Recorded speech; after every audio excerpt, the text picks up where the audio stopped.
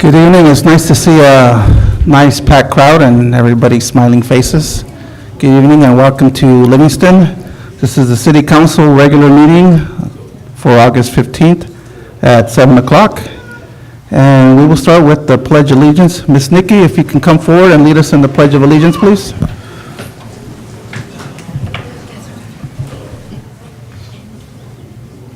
Ready? Begin.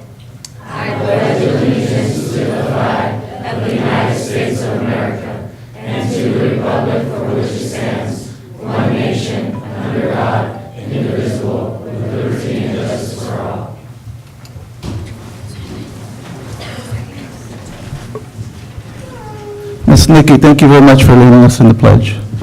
Can I get a roll call, please? Councilmember McCabe. Present. Councilmember Aguilar. Present. Mayor Pro Tem Samra. Present. Mayor Soria. Present. For the record, Councilmember Sicairo is not in attendance, but his absence is excused.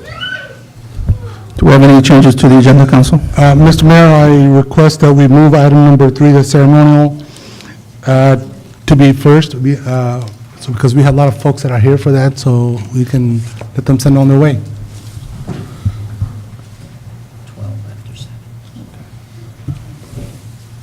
Want to do this now?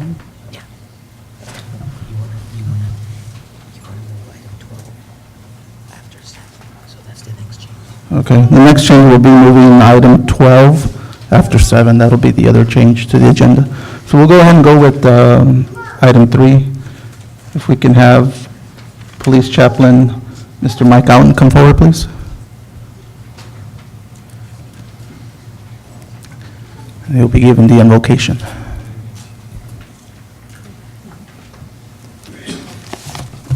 Good evening. Lord, I just thank you for this opportunity to come before you today to pray for our nation, to pray for our mayor, and all the governing bodies of Livingston community. I thank you, Lord, you give them wisdom, direction as a leading guide Livingston community into all things that's good for you. So I thank you, Lord. And Father, I pray today also for our new members who will be getting promoted, our new officers, Gaze Johnson, Jeff Godfrey, for our dispatchers, Frank Navarro, Martha Hernandez-Giberson, and for promotions for our officers, for Pender Kane and for Nick Kurt. I pray for their safety. I pray you give them wisdom and courage that will take them where others will not go. Father, I pray that you give them strength to protect others, strength to conquer their own fears, and also strength and spirit to lead others. I pray, Father, have a compassion for those who need them and dedication to their jobs as well. I pray, Father, give safety to the community as they protect the community that they represent. Father, I ask you to bless them, watch over them, and their families as they partake upon their duties. In Jesus' name, amen.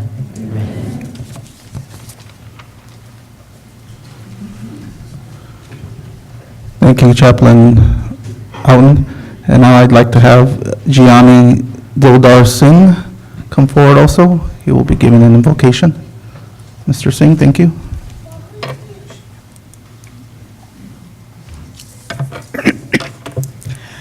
Good evening, everyone, and welcome. My name is Dildar Singh. I am Sikh priest. I have been a resident of Livingston for 25 years. Over the years, I have seen Livingston make a lot of progress, and the Livingston Police Department has done a great job at keeping us all safe. And I would like to thank them and also congratulate them on their accomplishments. I would also like to congratulate Vipinder Singh Kang and Craig for his promotion, and also Johnson Goodgray for becoming a part of a great team. I am sure they will all do a great job their new position. So I pray to God 2 minutes.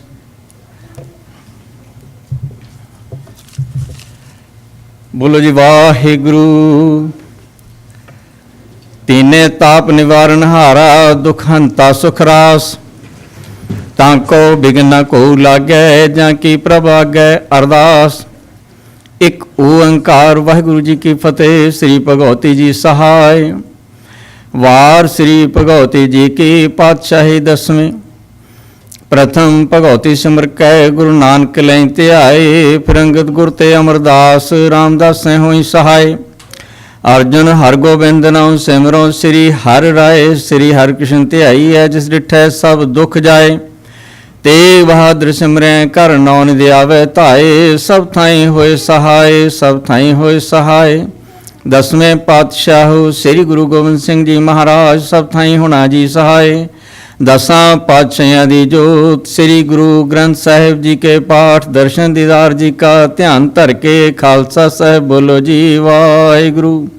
ਨਿਮਾਣਿਓ ਕੇ ਮਾਣ ਨਿਤਾਣਿਓ ਕੇ ਤਾਣ ਨਿਓਟਿਆਂ ਕੀ ਓਟ ਨੇ ਆਸਰਿਓ ਕੇ ਆਸਰਾ। ਪਾਤਸ਼ਾਹ JIO ਆਪ ਦੇ ਹਜ਼ੂਰ ਅਰਦਾਸ ਬੇਨਤੀ ਹੈ ਜੀ। ਆਪ ਨੇ ਅਪਾਰ ਕਿਰਪਾ ਕੀਤੀ ਹੈ। ਲਿਵਿੰਗਸਟਨ ਦੇ ਪੁਲਿਸ ਡਿਪਾਰਟਮੈਂਟ ਨੂੰ ਪਾਤਸ਼ਾਹ ਜੀ ਉਹ ਤਰੱਕੀਆਂ ਬਖਸ਼ ਕੀਤੀਆਂ ਨੇ। ਪਾਤਸ਼ਾਹ ਜੀ ਇਸ ਦੇ ਵਿੱਚ ਨਵੇਂ ਪਾਤਸ਼ਾਹ ਜੀ ਉਹ ਪੁਲਿਸਮੈਨ ਜੀ ਪਾਤਸ਼ਾਹ ਜੀ ਉਹ ਆਏ ਹਨ। ਕਿਰਪਾ ਕਰਨੀ ਚ ਪਾਤਸ਼ਾਹ ਜੀ ਉਹ ਸਾਰੇ ਲਿਵਿੰਗਸਟਨ ਸ਼ਹਿਰ ਦੇ ਵਿੱਚ ਪਾਤਸ਼ਾਹ ਕਿਰਪਾ ਕਰਨੀ।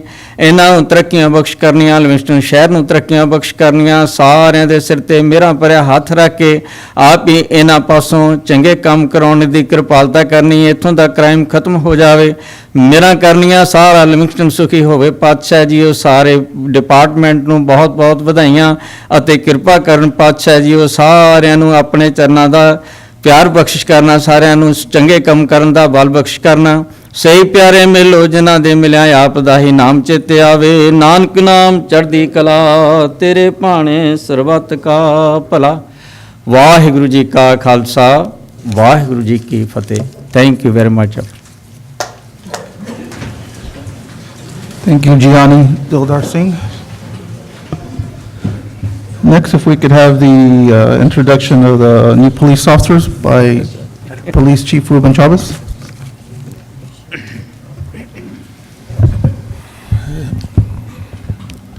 Thank you, Mayor. It's always exciting to bring on some new staff to the department and introduce them to our community. And I would like to thank all the department members here. They're here to support their introductions as well as some promotions. There's one person I'd like to especially thank, our Administrative Service Manager, Deanna Soria. Over last year, we've hired 12 people, and she has worked diligently and very hard to ensure everything is taken care of as far as their hiring, working with human resources, ensuring that they're in the computers and all the systems run smoothly. In fact, we just had a post audit, and they review every single piece of material that is submitted on behalf of a new hire, and we did great. So anyways, Deanna, thank you for your work. I'm going to introduce a couple of folks, and as it is a tradition, and hopefully folks can reaffirm, as going to present each of our new employees a challenge coin, and the challenge coin has our badge, our patch, and our three values: courage, integrity, and compassion. And I'd like to remind our community that this department strives to ensure these three values. So, and before I continue, real quickly, I'm very fond of the history here at Livingston, and I mentioned this at the last swearing in, a little bit of history with our city. I'm extremely proud that we've been around for quite a bit. In fact, the city has been around for 95 years, and in about 5 years, we're going to celebrate our centennial. And so for around, we're going to have a big party and enjoy 100 years as a city. But real quickly, the city, our first resident here was David Baldwin Chedester. He was one of the wagon masters from Iowa, and he settled here, and he sold goods to the folks building the railroad. One of those folks working on the railroad was Edward Olds, and he actually started the saloon to cater to the folks building the railroad right here on the Merced River. One of the things that most folks, I'm not sure if you're aware, is our town originally was supposed to be named after David Livingston, the doctor, the famous missionary explorer in Africa that disappeared for a while. However, when the city went to start up the post office, somehow they dropped the E and it became Livingston rather than Livingstone. There's actually 7 Livingstons in the United States and municipal cities in the United States. And, we're one of them, and we're the only one named after Dr. Livingstone. So, our first police chief, and if you look around the room, you're going to see some photos, and I want to thank Barbara Ratzloff for providing the pictures that were reproduced. Shows a lot of history from the first bank that was built, I think in 1912. We have our high school from 1932, and we have our first chief, Chief Gilbert, with his posse, and get a chance to take a look at that. And I would encourage everyone to visit our museum. It's open on Sundays, and it's got a lot of neat things to see that's historic to our city. And lastly, if you guys have heard the Wild Bunch, the Dalton Gang, Bill Dalton was actually on the run from Kansas, and he ended up here in Livingston, fell in love with a young lady named Jenny Blevin, got married and had a couple kids. And so the famous Western lore, Bill Dalton, was here in Livingston back in the 1860s. So anyways, again, I love history. Enjoy some pictures and visit our museum when you get a chance. So without further ado, I'd like to introduce our first new employee. In fact, we're going to swear in 2 reserve officers. And I just want to thank council for allowing us to increase our budget to do our backgrounds. Again, backgrounds are a little bit expensive, but it's worth every penny every time we get a qualified candidate that becomes an employee. And so we have increased, this will be 5 reserve officers for our department. Again, these are reserve officers that are doing the work of our regular staff, and they're doing it at no cost. And it's a great benefit to have these folks involved in the community, keeping our community safe. So first off, I'd like to introduce Gage Johnson, badge L24. If you come step forward. Gage grew up in Wilton, California. He graduated from Independence High School. He worked 4 years for an ag company in San Joaquin County doing pest control and fire prevention. He graduated from the San Joaquin Delta Community College Police Department in the same class as 3 of our officers graduated from this past year. He currently works for the Luminous Armored Car Service in Stockton, and attending tonight's swearing in are his girlfriend, Donna Sousa, his mother, Bobby Johnston, his sister, Carrie Schatzer, his aunt, Judy Johnston, and his grandmother, Grandma Loki, and Uncle Leonard, and some other family and friends.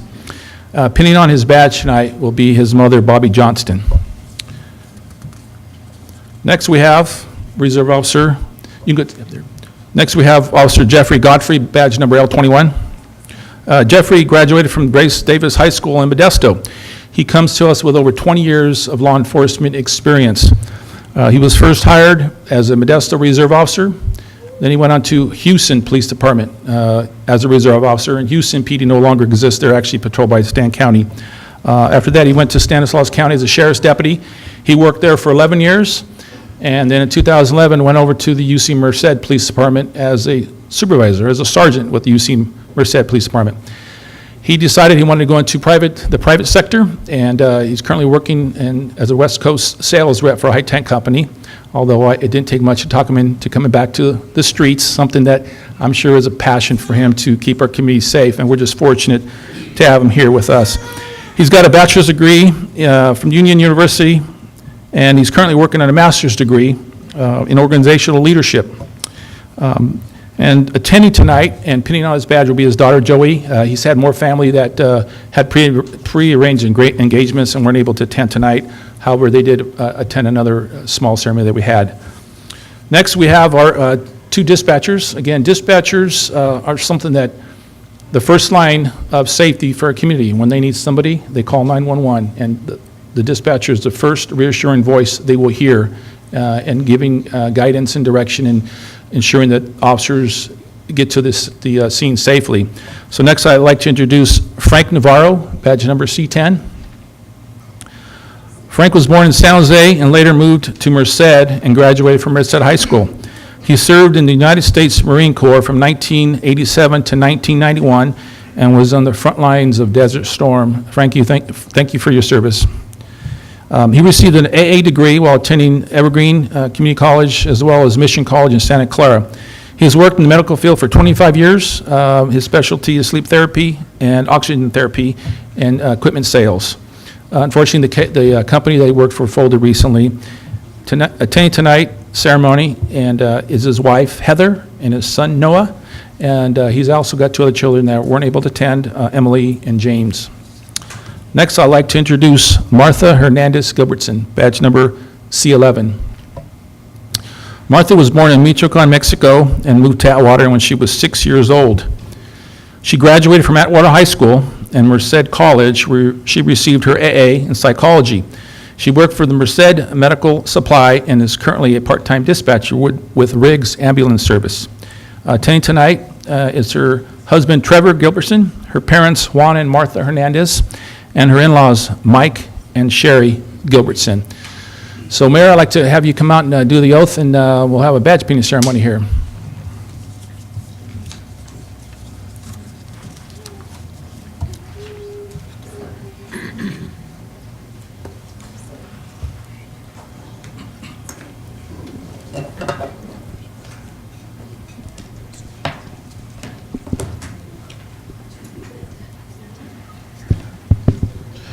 Can everybody hear me?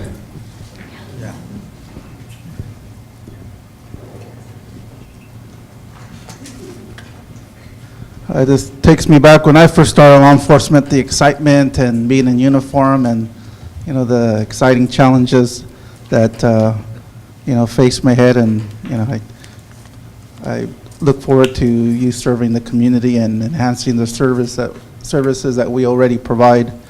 What I'd like to do is I'd like you to raise your right hand, and then when I say I, state your name, and then repeat after me.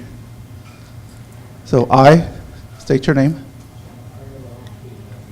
do solemnly swear and affirm that I will support and defend the Constitution of the United States and the Constitution of the State of California against all enemies, foreign and domestic, that I will bear true faith and allegiance to the Constitution of the United States and the Constitution of the State of California,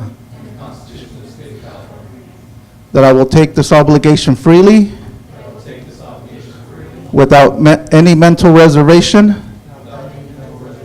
or purpose of evasion, and that I will well and faithfully discharge the duties upon which I am about to enter. Congratulations, welcome to the Livingston family, God bless you. Introduce police officers and dispatchers to Livingston.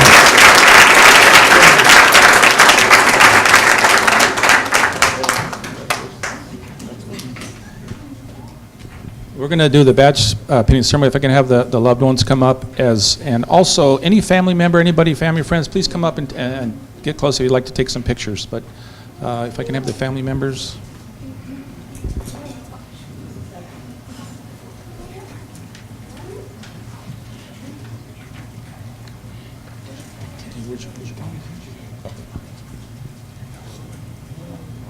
Please come up and take pictures if you like.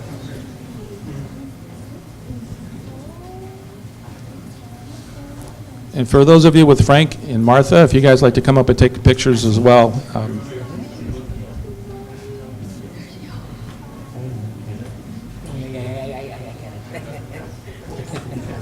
As soon as I saw him smile.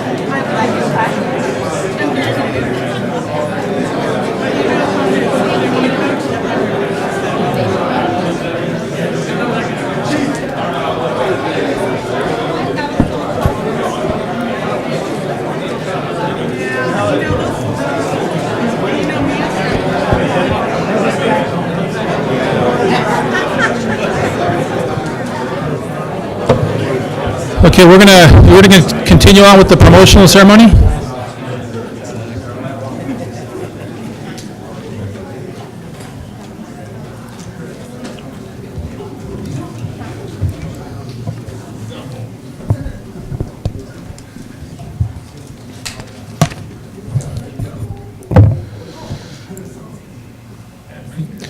All right, next is an exciting time for us. Again, I think in the last 5 years, we had an opportunity to promote one supervisor.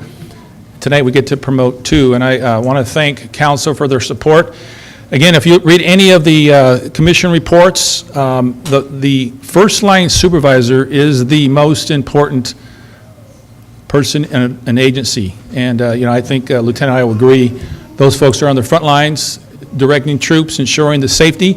There's some officers that are here, and one of them, Officer Paredes, stopped a car today, and we had a person split.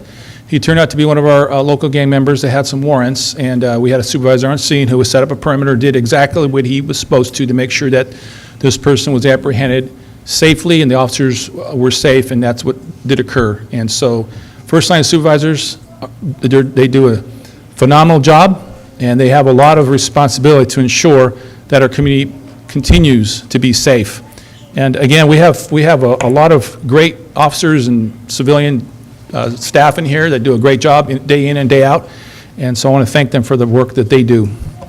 So first, I'm going to introduce our first promotee, Corporal Walpinder King, K3.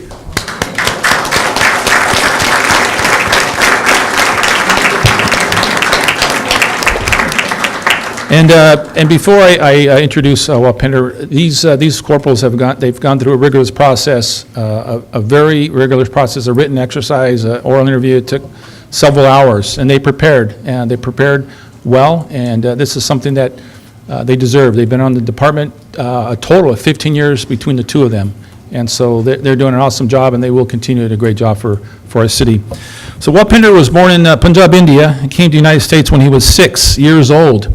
He was raised here in Livingston and graduated from Livingston High School, where he excelled in basketball. So we're going to have a basketball team and take on the fire department or somebody, and you're going to be our ringer. That's a good opponent, yeah. He went on to Merced College, and he's just a couple classes shy of getting his degree, which I'm sure he'll be doing shortly. He went on to attend the Police Academy in Fresno. He got hired here in 2010 as a reserve officer, and then in 2011, he became a full-time officer. Prior to starting his law enforcement career, he worked for Verizon as a sales rep. He worked at Foster Farms as a cook, something I didn't know. And lastly, he worked as a security guard for a local company. Walpinder's been active as a field training officer. This is something that's very important, ensuring our next generation of officers know how to do the job properly. He's also our canine officer. He's got the narcotics canine Kiki, and does a phenomenal job with the dog. He's active as a police explorer, and he's also helped out quite a bit in our Cops for Kids, which we will have again here in December in this very room, and he's just been supportive. Walpinder has received numerous commendations, as well as the department's Community Service Pin and the Life Saving Award for saving the life of somebody. Attending tonight's ceremony are his parents, Amrik Singh and Rajinder Kaur, and his wife, Jatinder Kang, his brothers and sister, Kangandep Kang and Harpreet Kang. And pinning on his badge tonight will be his mother, Rajinder. Next, we have Corporal Nick Kurt.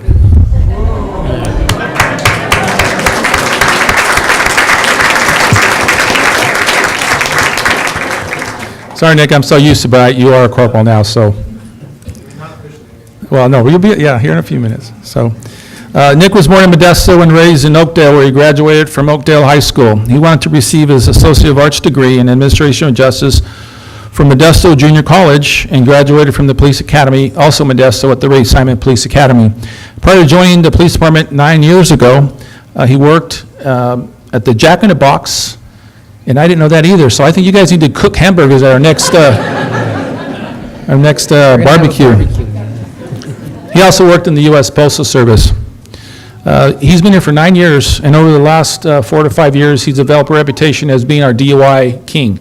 He's received the award 4 times for the most DUI arrests, over 25. Also, Also, the Matt Award, 4 years running. Unfortunately, with the day shift, he's no longer on that shift. They're getting some, so we got some younger folks that are taking care of that. He's also been active as a field training officer and Cops for Kids, and he was actually the team captain for our Special Olympics Law Enforcement Torch Run recently held in June, and taking on the leadership role of that. Attending, he has also received the Life Saving Award as well as the Community Service Pin, and these guys both do a phenomenal job here for the department. In attendance tonight, his mother, Karen McLaughlin, his sister, Melanie McLaughlin, and his girlfriend, Sarah Bizak. And pinning on his badge will be his mother, Karen McLaughlin. So if I can have the loved ones come up.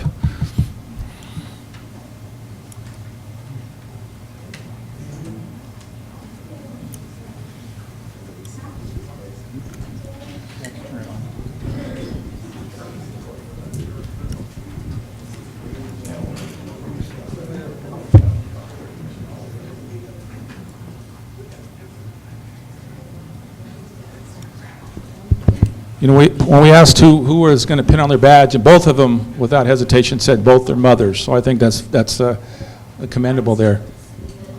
He did have a choice. I'll give you that one. It's got a 4 on it, and again, if anybody wants to come and take a picture, by all means, please come and take a picture. And if you can pin your loved one with their new corporal badge.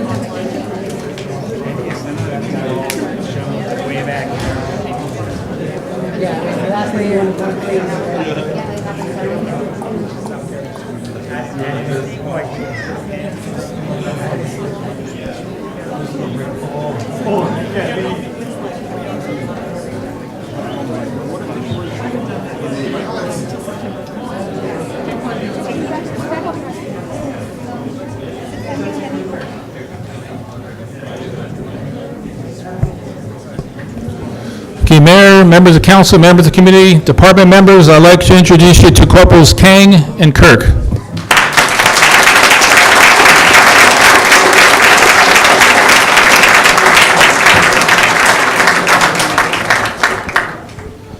At this point, we'll go and take a quick break. That way, if you need to finish taking pictures and meet and mingle. So we'll go and take a break here at 7:35.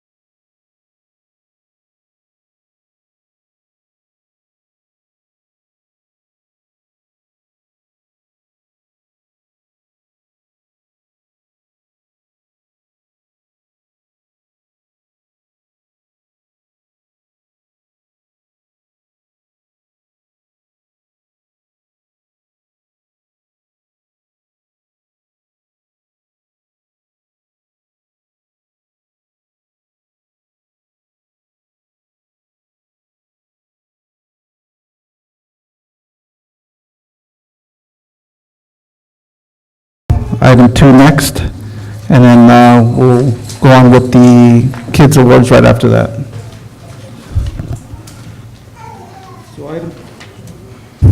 Item 2, if I could have Victor Soria come up.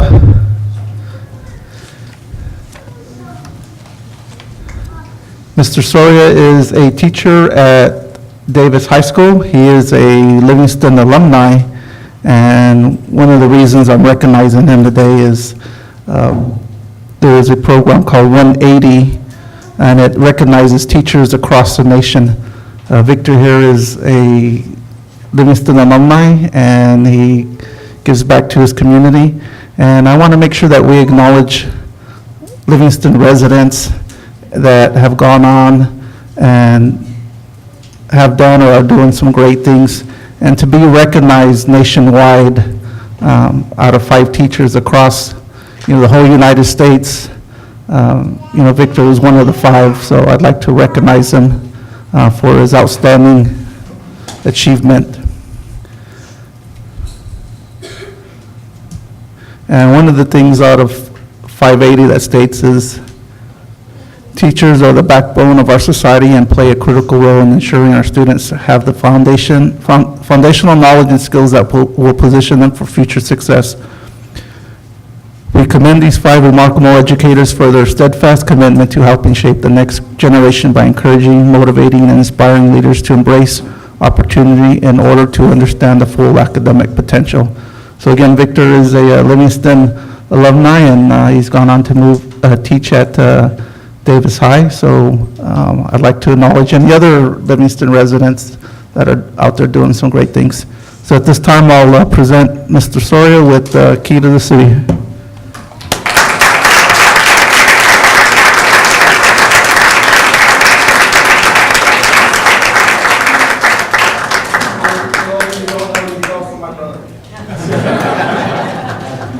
Quick. It really is. I was like, my kids kept asking me, I was like, is it really a key? I was like, I don't know. Quick photo over there, the chief.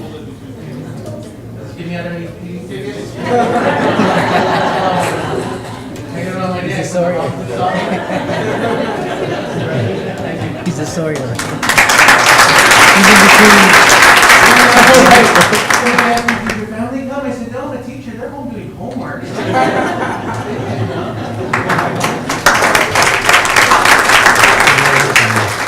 That's really nice.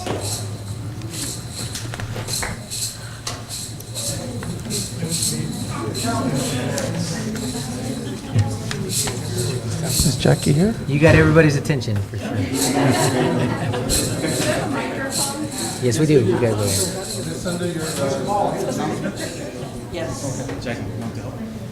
Okay.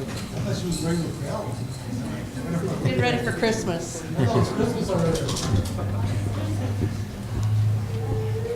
Test, it's on. Okay, good.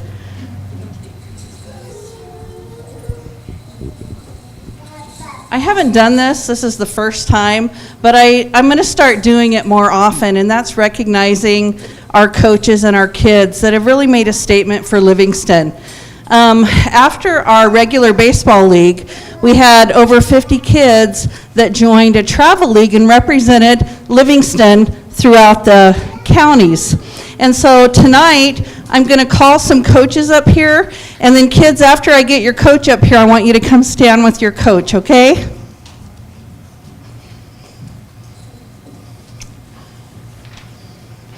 So first, we have our 12 and under girls, Coach Randall Flores. And he was assisted by Brian Cunningham.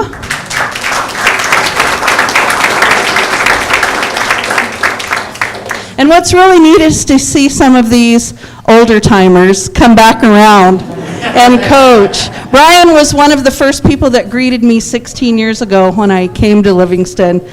Robert Godinez. And the team mom organizer, Karina Hernandez, who couldn't make it tonight, but I want her recognized. Okay, next we have the 10 and under boys, Robert Maldonado. Sergio Castro, or Casanova. Ruben Del Toro. Robert, you had 2 teams. And Tim Neese.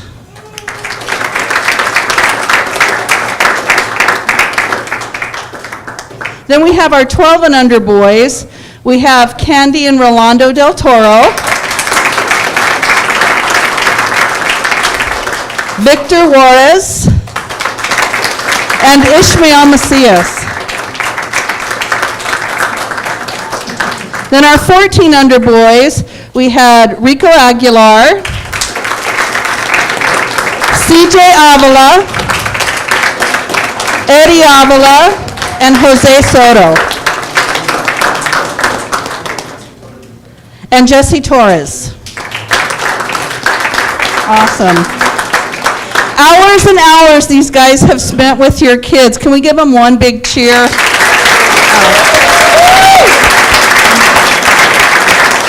All right, now kids, if you'll come up and stand with your coaches.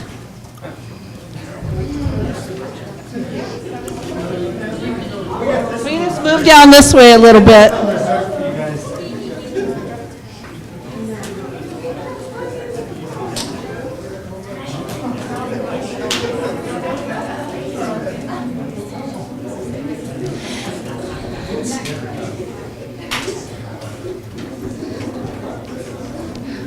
I just want to thank all you kids for showing the rest of the community how awesome Livingston is. Parents, let's hear it for the kids.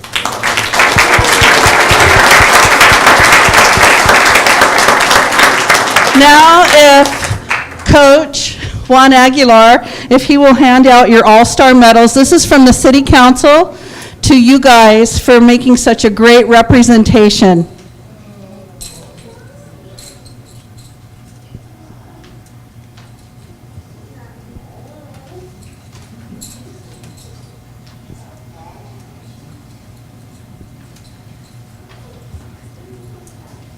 And I know some of the kids are at football practice and had other commitments tonight. So coaches, if you will count how many kids you are missing tonight, I'll give you enough medals to give to them.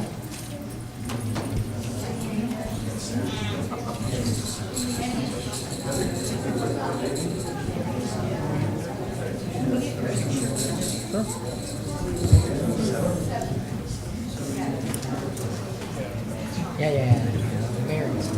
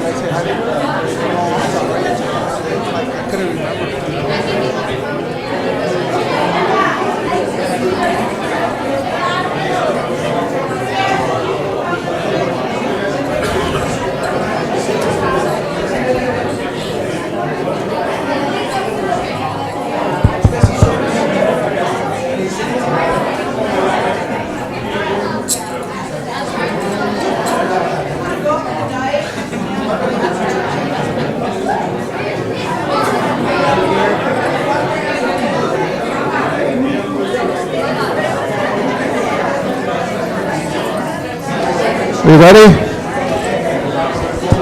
Test. Everybody hear me? First, before we take a picture, before we take a picture, I want to acknowledge the parents. Thank you for bringing out your kids to Livingston Recreation and letting them represent Livingston.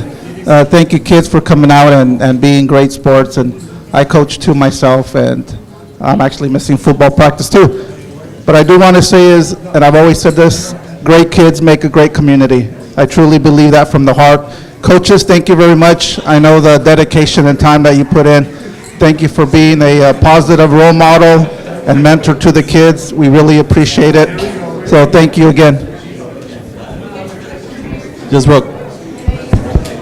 Hello, everybody. Just real quick, I want to say congratulations.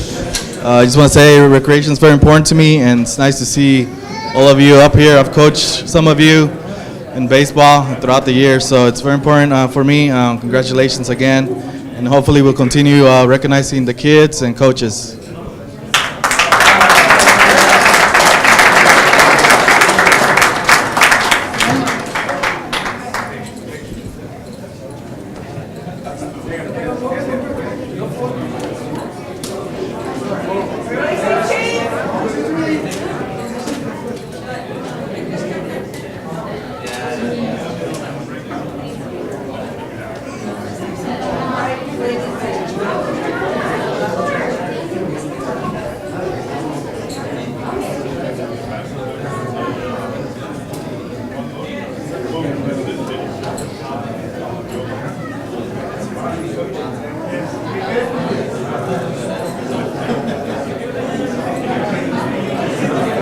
Let's go.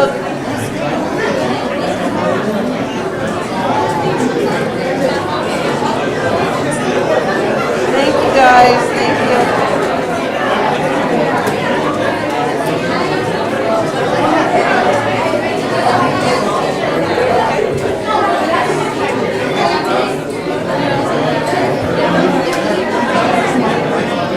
Thank you.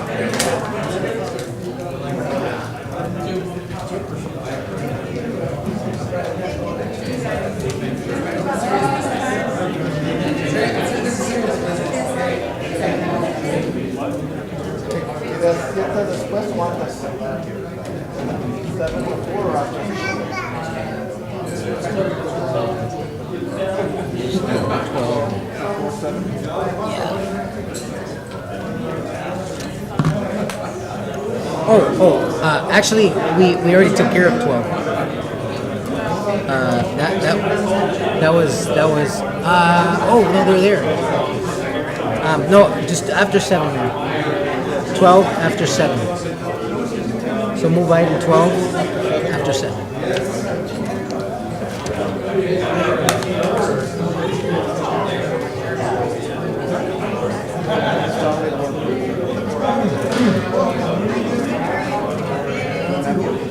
Yeah, Livingston purple.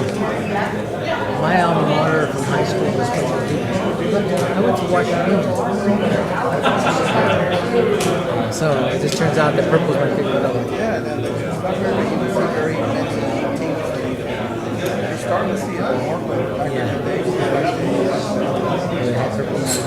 Oh, wow.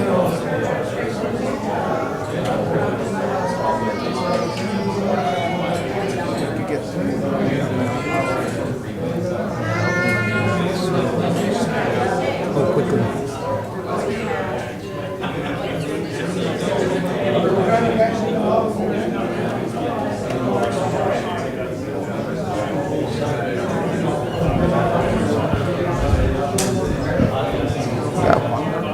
Huh? All right, council, you ready?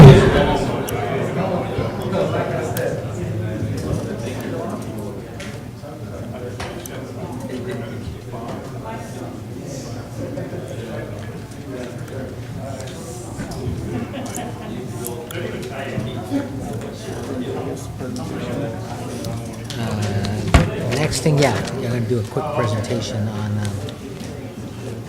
Mr. Charles.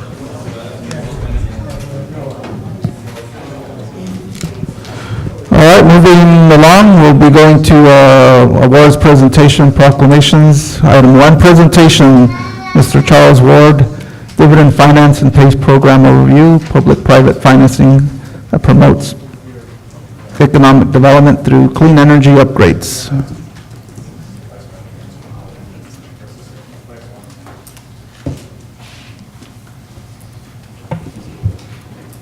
Hello, Mayor, council members.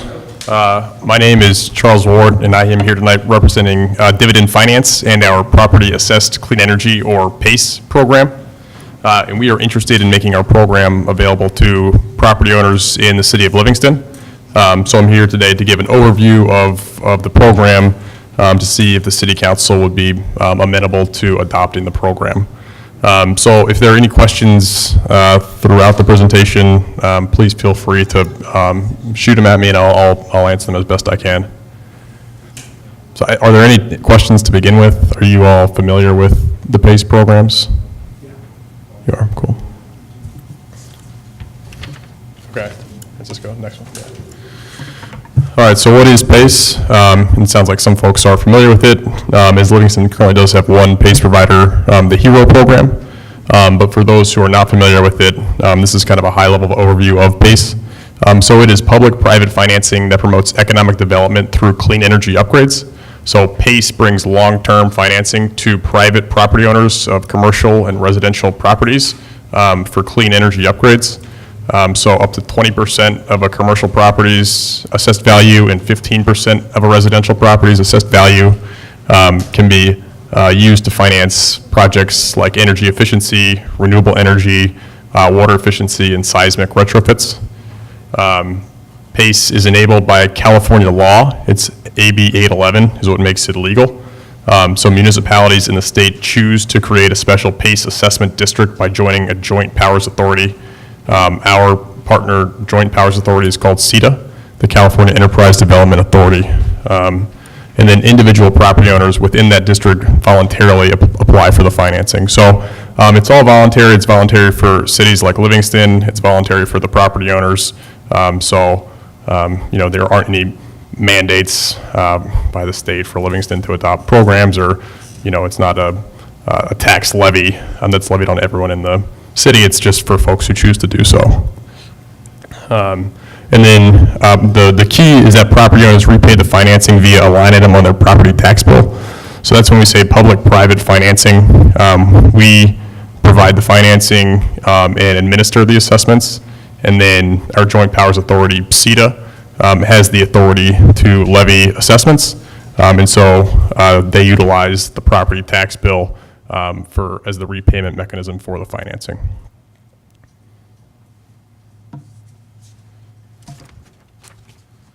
So what can our PACE program finance? Here is just a kind of a wide range list of what we're financing. Of these, the most common types of improvements that we do are solar projects, HVAC, air conditioning and heating projects, and building envelope projects such as double pane windows. And the reason that those are the most common is because they are often on the more expensive side up front. So those average out at about $25,000 or so. And so by utilizing PACE financing, you're able to access financing for nothing up front and then pay it back over time. So it makes these kinds of projects more affordable for folks than just paying for them all up front.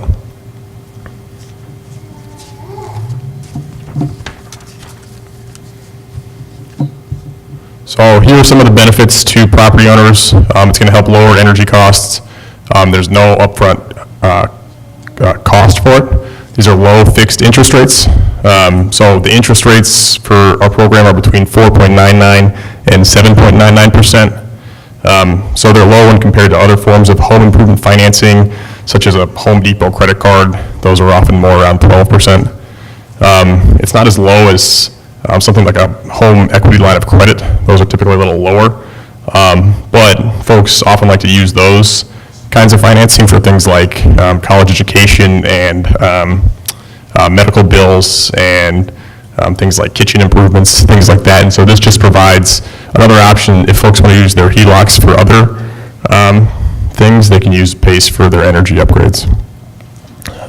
Also, there are ownership benefits, so folks can qualify for tax credits and rebates from utilities because they own it as opposed to a third party or leasing, which is common in solar. It may transfer among property sale, so it also may not, and so in our disclosures to customers, we make sure they understand that they may have to pay it off at the point of sale, which is similar to a home equity line of credit, but there are certain situations where it may transfer as well. It may stay with the property. And finally, studies typically show that these kind of projects improve the home's value, and so that both helps the property owner sell their home for more, and it can also help municipalities by improving the amount of property tax revenue that they earn.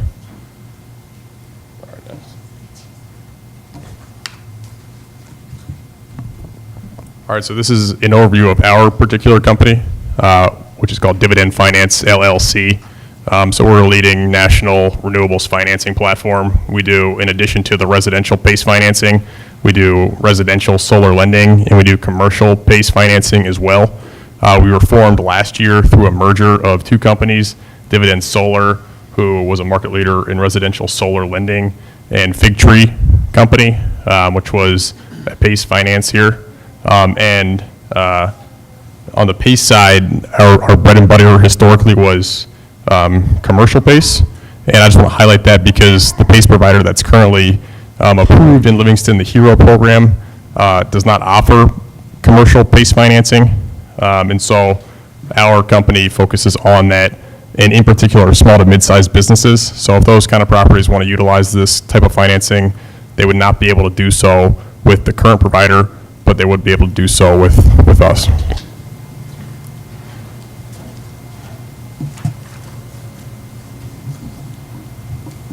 So the benefits to municipalities by bringing on our PACE program, this would provide financing options to the community. So by adding another PACE program, additional options are available for property owners and contractors that utilize PACE. There are different nuances between the various programs on things like interest rates, term length, commercial PACE financing, for example. That would give your constituents choice when they utilize PACE financing. There are job creation and economic development benefits as well. for about every $200,000 or so invested in PACE. That creates a new job, and there have been roughly 30,000 jobs created from PACE since it began in 2008, and almost all of those are in the state of California. And these are local contracting jobs that cannot be outsourced, so they really help with the local economy. Our reduced carbon footprint, I'm not sure if Livingston has sustainability goals, but these types of programs can help meet those if you do. And then again, the enhanced value of the property stock, like I mentioned in the last slide. This can help improve the property tax base for a municipality.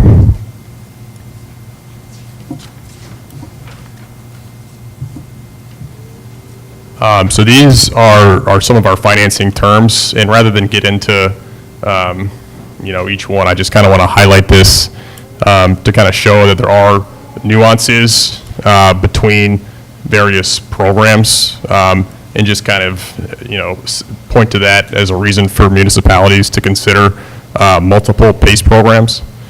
So when we compare us to HERO, the biggest difference is that we have commercial financing, like I've mentioned, so that far right column, that's available to commercial property owners here if we were approved, but they're currently not able to access that with just HERO.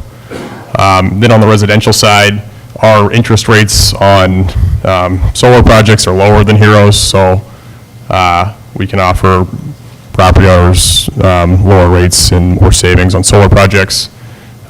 We also have a lower minimum project size. That $2,500 minimum project is lower than HERO's. So if someone wants to do a smaller project like a hot water heater or something like that, they can utilize ours, where with HERO they'd have to increase the price of their project. And I just say that none of this is to discredit HERO or anything. I think they're a good firm. But I just want to highlight that, as there are situations where one program's financing might work better for a project than the other. And so, I typically encourage municipalities to consider multiple PACE programs if they are in favor of PACE.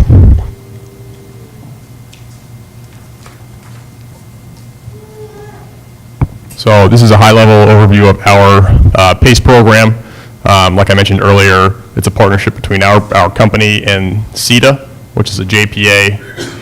We are a judicially validated program by the Supreme Court of California. We are currently in 200 local jurisdictions. Here, we're approved in Turtle Rock, we're approved in Merced, we're approved in Merced County. So we do have experience working in the Central Valley. We administer the programs on behalf of CETA, and we're sort of responsible for managing the origination process, promoting the program among municipal governments like I'm doing right now, servicing the loans, arranging financing, all that type of stuff. And then CETA is the one who actually contracts with the customer and places the assessments on their property tax bill.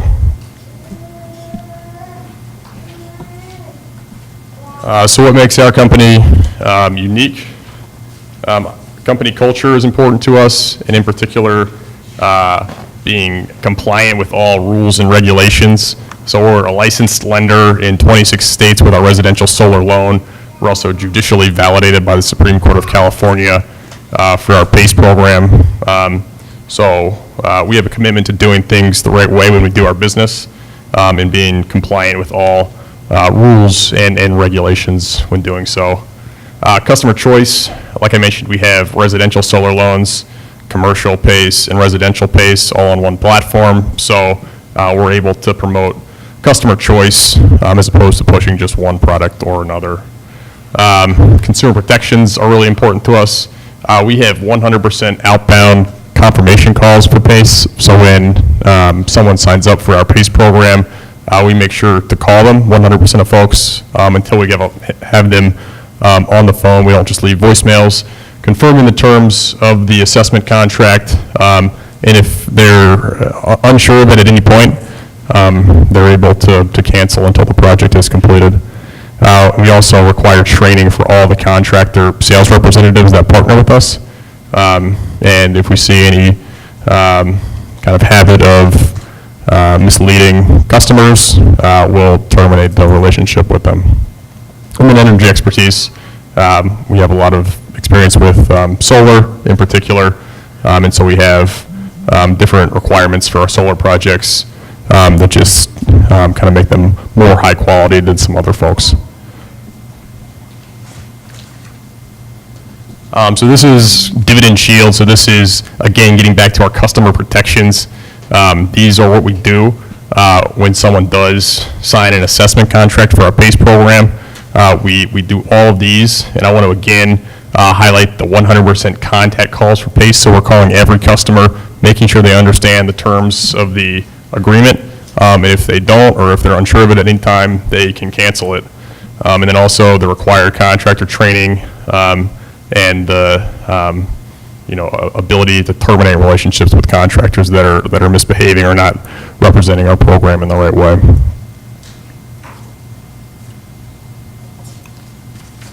So this is just the timeline for forming the assessment districts. So if a city is interested in joining our program, they adopt a program resolution that means they're joining our program and also joining our Joint Powers Authority, CETA. And then from there, these processes would take place, and it's all basically rubber stamped once the program resolutions are approved. There just has to be this process because it's a public process due to the California regulations. And there's no cost to the city. There's no additional staff time after the initial setup. So once the district is formed, there isn't any more commitment or time needed from a municipality.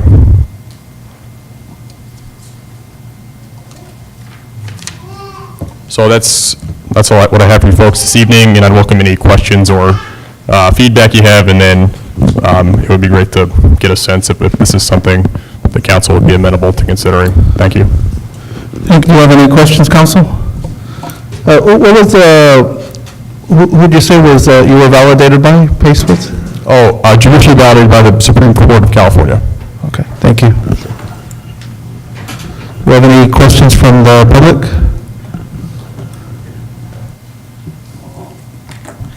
Rodriguez Pérez, Merced County Supervisor, District 1.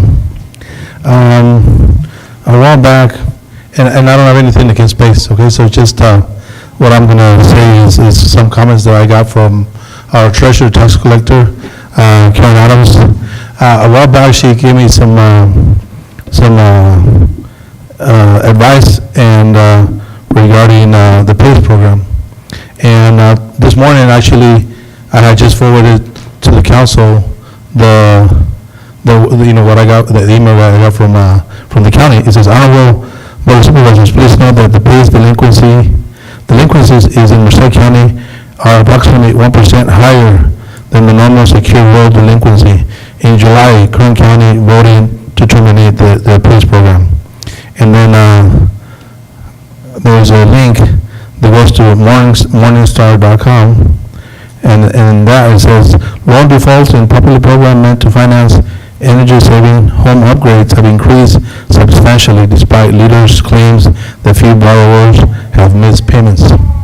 The small, high-interest rate loans were made as part of the Properly Assessed Clean Energy Program, or PACE, a nationwide initiative designed to help people afford solar panels, energy-efficient air conditioners, and other green appliances. PACE loans are among the fastest-growing type of loans in the U.S. So with that, people are getting their normal property taxes, but these are an added assessment on the property. So usually, as stated by Karen Adams, people pay their property taxes, but then they have this added on there. So it's a second one. It's like having a second mortgage. They pay the higher one, but they don't pay the little one. And eventually, if they can't pay it, they'll go delinquent. So it's like, I guess for a lot of people, they won't be able to pay it and they'll lose their home. So just something to think about. And another HERO program, also too, as I lived here in Livingston, they were trying to get me to get into a loan of 7.9% interest a while back. And I turned it down, of course, to 7.9 when everything else is 3%. 7.9 is, I told them I have perfect, almost perfect, credit. How can you give me 7.9%? That's outrageous. But of course, it just, a lot of, low-income people, if they get into, because, obviously everybody's like, wants their solar, they want to save energy, but then they get into these situations, it's a big loan. Sometimes it's about $40,000 added to the house, and it's an assessment, and, it's just something to think about. I know that, like I said, I don't have anything against PACE, but if people are defaulting on their homes, they won't be able to sometimes pay, their loans off and be delinquent on their homes. So, thank you. Any other questions or comments from the public? All right, thank you very much. Did you want to reply to that or respond? Is that okay? Yeah, go ahead. Yeah.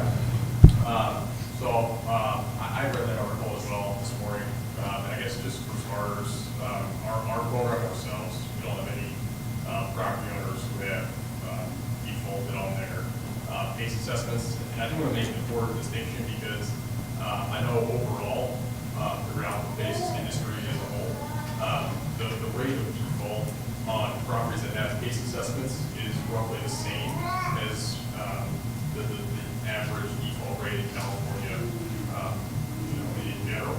And when you have a PACE assessment, it's just a line item on your property tax bill. And when you pay your property tax bill, you have to pay the PACE assessment and the rest of the line items on the property tax bill. You can't parse out the PACE assessment from the other ones. And so it's sometimes unfair to say that someone didn't pay their property tax bill because of the PACE assessment, when there might have been other factors in play. If someone had, for example, a job loss or some circumstance that caused them to not be able to pay it, then they wouldn't be able to pay their property tax bill anyway. So, I'm sensitive to those situations, and they're unfortunate, but I think it's sometimes difficult to blame a property tax default on PACE just because the PACE assessment is on the property tax bill. Does that make sense? With regards to the rates too, there are cheaper interest rates for certain products like our residential solar loan product. Those have much cheaper interest rates. And then home equity line of credits have significantly cheaper interest rates. But if you're looking at energy efficiency appliances or double pane windows, those rates are typically much higher, and I'll have to provide data on the alternatives to those types of home improvement financing options. I think the fact of the matter is there's been 150,000 or so PACE assessments done in California, so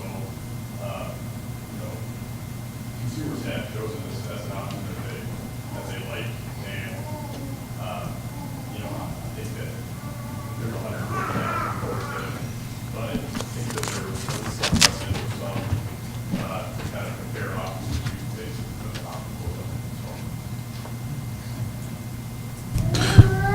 All right, thank you very much for your presentation. And next, we'll go and move on to announcements and reports. And I see Supervisor Espinoza here.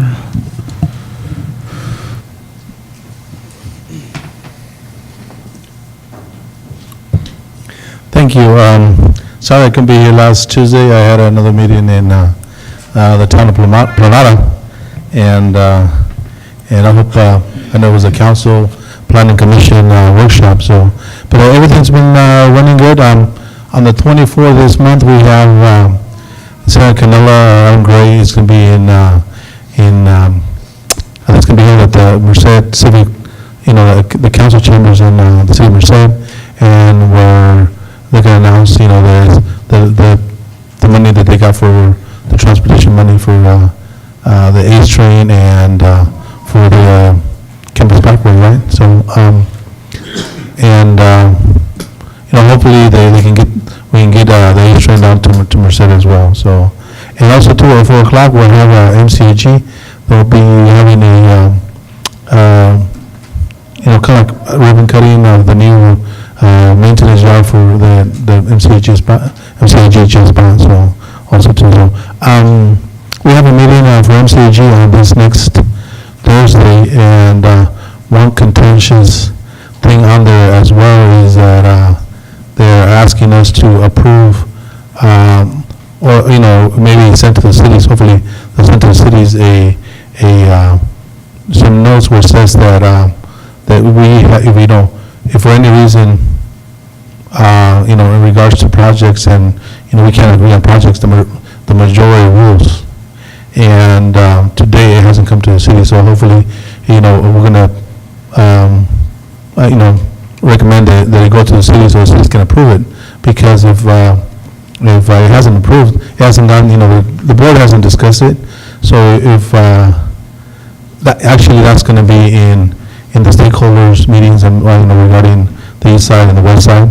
And then from there, it'd be hopefully recommended to the MCAG board and the MCA board to the cities, so that way the cities can approve it. Because, as we see it, I think they're trying to make rules where the majority rules, and it's like, and we want to make sure that that those rules that are approved by MCAG come to the cities first and are approved by the cities before they go back and the majority of MCAG approves projects without, as long as the cities know about the projects. So we'll be taking recommendations, and of course, we'll be submitting for also too, the 17th that's the MCAG meeting, which is important, so if you guys want to attend that meeting on projects for, especially Livingston and all that, so, but other than that, I don't have any comments, any questions? No questions? Just one and that's for the MCG meeting. I don't know if I'll be able to attend, I was hoping to, but I just, I know both of you guys, our supervisor and our representative knows how important it is for our Witten Parkway, that little, just keep pounding on Caltrans about, they keep saying, well, you know what, this is due to local increase in traffic. Well, I think our argument should be, if it was poorly designed, if it wasn't designed that way, we wouldn't have that issue now. Yes, traffic has been increased, but if it was properly engineered and designed to begin with, we wouldn't be in this mess that we are. Therefore, I think they should hold the responsibility of fixing it. So I just want to make sure that you guys pass it on to the Caltrans representative, and I know that we're going to do everything we can on our end to talk to Caltrans as well, Well, for sure, that won't be on there. That's to be one of the first priorities because of the congestion there, and that should have been fixed a long time ago, like you said. And then I'm going to request, I know it's too late now, but that city apply for some CMAQ dollars to help us out. If we can apply for some CMAQ dollars to get that out of there, and with Caltrans participating, hopefully we can get down a little faster. But I think that and the Hammett are one of our highest priorities we have here now. I think the last CMAQ application was for a street sweeper, so I think we're getting that. Yeah, I know, but I'm talking about for the next fiscal year. So hopefully, Jose Ramirez, if, for the next CMAQ, hopefully if we can apply for those funds, and so if we can do a little bit more engineering on it to see to see if we can get some more actual costs. Yeah, but I know you would, and I know both of you guys are very, very aware of it. I don't know who the representative for Caltrans, used to be Ken Baxter, but it's been a while for me now, but. No, he's still there, Just pound on him, make him drive through there at rush hours and let him haul a refuel. No, actually, remember I told you his boss, I was there with him and his boss, and Samuel Gordon, I think, was there, and actually he's the one that said that he's already been to Livingston and he already bumped into that bottleneck, so. I know you told me, but what I'm saying is if we remind them at every meeting, every possible turn, and on the 24th, when they come in for, as long as we remind everybody of this poorly designed area, I think it's important for us. Yeah, that one and Hammett Overpass. Yes. We need to expand Hammett Overpass because we need commercial on that side of Livingston, so, thank you. Yes, Council, just so that you know, staff is completely in favor and is aware of those congestion points, and so we have pretty much focus our attention on that. We do have, we've made contact with Caltrans representatives. We have a meeting coming up with Mr. Joe Dumas. We actually forwarded a number of items to them ahead of time in written format, and just to prepare them for discussion items. And so we will basically bring these things up again when we meet. Yeah, I do understand, and I know that staff understands completely how important it is. Yeah. But at every turn, if you do another reminder. As elected officials, yeah. It's just another reminder, this will be with MCG, entire MCG boards listening to this as well, Yeah, it's a tag team effort, so definitely. All right. Thank you. All right, thank you. We'll go and move on to next city staff announcements and reports.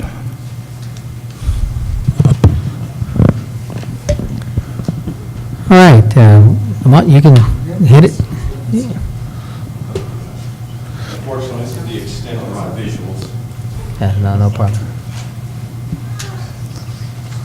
You must know our engineer. He never does PowerPoint presentations either. Actually, I was only reminded about this meeting this morning, so I apologize for that. Hello, everyone, Mayor, City Council. My name is Lamont Mack. As all of you guys know, I'm with CSG Consultants, the new code enforcement firm brought in to handle code enforcement cases in the CDBG areas. I don't know if everybody wants a history lesson on or background on that. My purpose for coming up today is just to let you know that we have hit the ground running. It's been about 3 weeks now. Mostly Lisa Ochoa, if you've seen her around town. She's the inspector who's assigned here to Livingston for the most part. And so I've only popped in a couple times. She happened to not be here today, so what I'm presenting is her numbers, which are nice. She's been doing a very good job, and I want to report out on that. As you guys know, we have 3 CDBG areas that have been outlined, and I see here that Lisa is very methodical, so she reports that she's completed 75% of the initial survey inspection in the census tracts. In other words, she's proactively gone around and driven all the streets in 2 of the 3 census tracts, and she's opened a total of 31 cases so far. 23 of those are proactive. I assume the other ones were referrals from city manager, PD, and Public Works. And 11 cases have been closed already. Again, this is a 3-week period, so I'm impressed. Unfortunately, I don't have the breakdown of the types of cases. I don't know if council's aware, but just this morning we had a software demonstration of Greenview, which is a new software system that we hope to bring to Livingston in order to manage these types of cases along with other building permits and things like that. So with that program, we'll be able to break down subtypes in case you're curious about numbers of particular types of cases and see photographs and things like that. So I'm very excited to see the outcome of that acquisition. Also, these 31 cases that have been opened so far are mainly representing nuisance and blight cases. In other words, there's enough cases that you can just see driving by that touches on the public nuisance ordinance, and we're not getting into any building code violations or anything like that yet, because we're taking, I think, what I described a few months back as the onion approach. We're going to kind of peel it away. And mainly, we want to have contact with the public, and we want to talk about the things that are really in your face, the things that are upsetting neighbors, and then we'll kind of peel it away and get into the other things like the accessory structures and the illegal additions and things that will be a little more sensitive. But I think at that point, the public will know that we're here. They'll know that we're here to help, and we'll be able to provide some guidance on how we can bring those type of issues into compliance.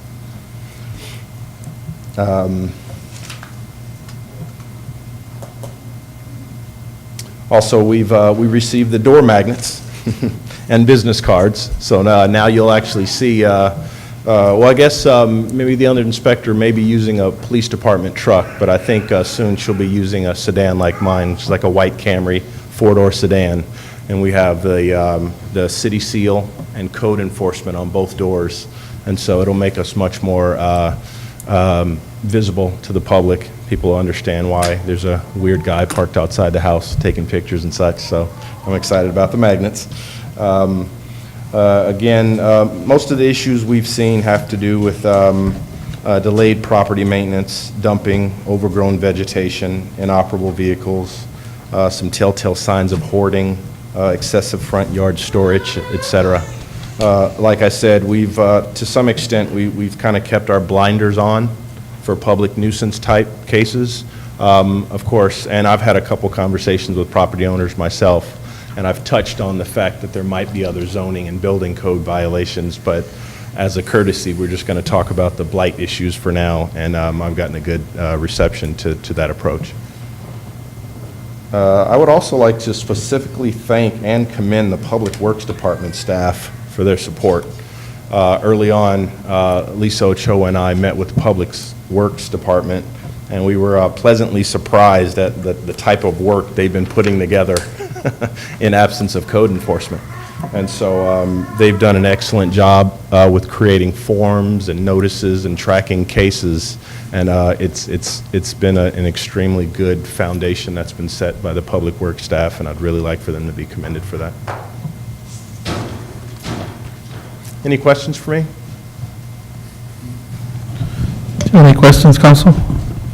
Right now, to reach code enforcement, just for, so public, would they contact the city or the police department if they had a? It would be the city. And city? so I believe there's still a couple Yeah, it's just the mechanisms out there. main number, the 8041 number, and we'll transfer it over to the code enforcement department, which is located within City Hall.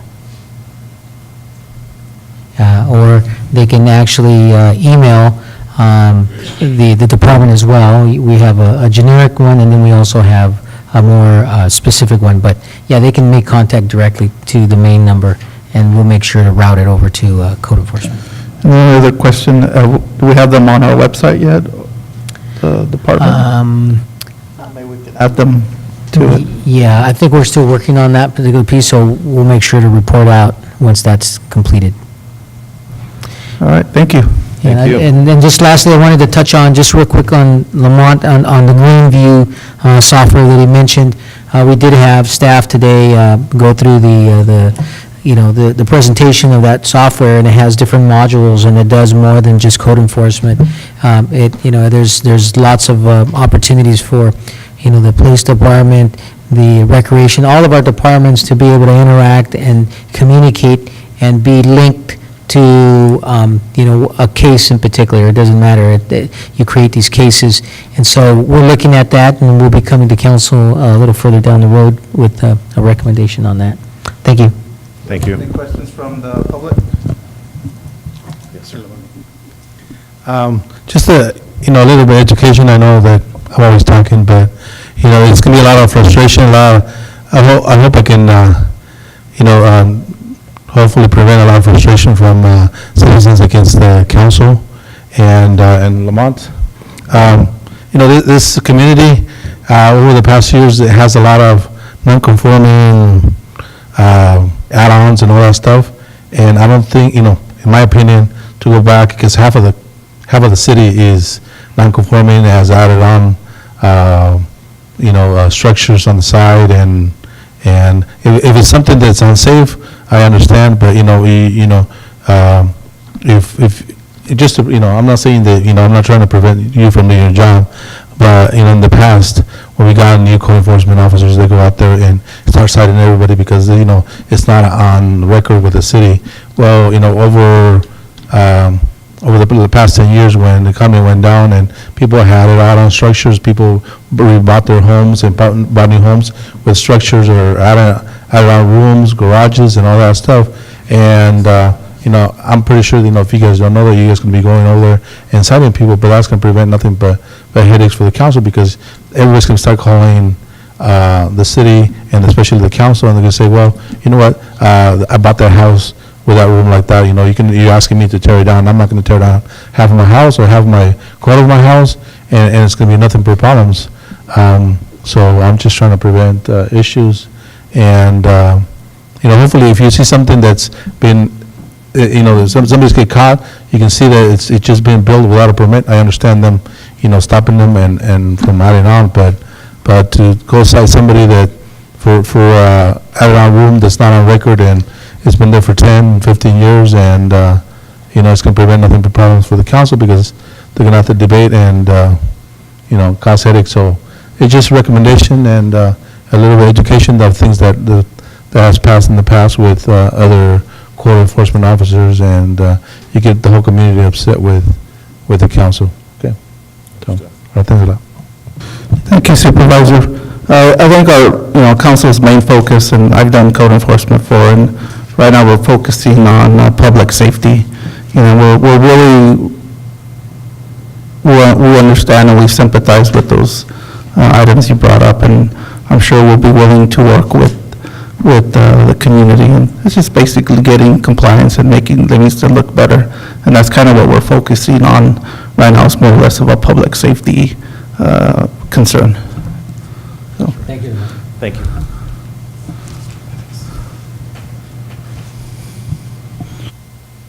I just want to thank you for your first report and welcome to Livingston.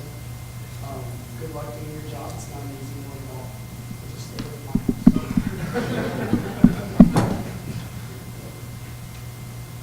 Any other announcements? From staff? Sorry, this is my first one. Is everybody okay? No, you need to go to the podium. All right. This is my Sorry about that. Okay, I'll turn so everyone can kind of see me here. My name's Sean Sterrett. I'm a newly assigned engineer at Livingston Fire Department here. It's an honor to be there. I'm really glad I'm here. I was a little bit stressed out at first because it's a really busy place for a fire station for being by yourself, but I'm starting to get used to it. Anyways, I'm glad to be here. I don't know if everyone's met, have most of you guys met the new captain, Brian Alves? Okay. So we're the two new people here. I know there's a lot of turnover, it seems like every few years or whatever, but now you're stuck with us for a little while, so. Okay, so I have a little, I'm sure you guys have seen it 100 times, the PowerPoint, so I'm just gonna go through that. I'll just go real quick. If you guys have any questions, just stop me right in the middle. I'd prefer that than maybe forget what, where we're at and ask me at the end, so. So I can figure this out. What happened when I clicked it? We had one last time. I know, what happened to it? I wonder, we're going to have to bolt it too. We need one of those things that you whistle and it chirps. Is it the chief hugging?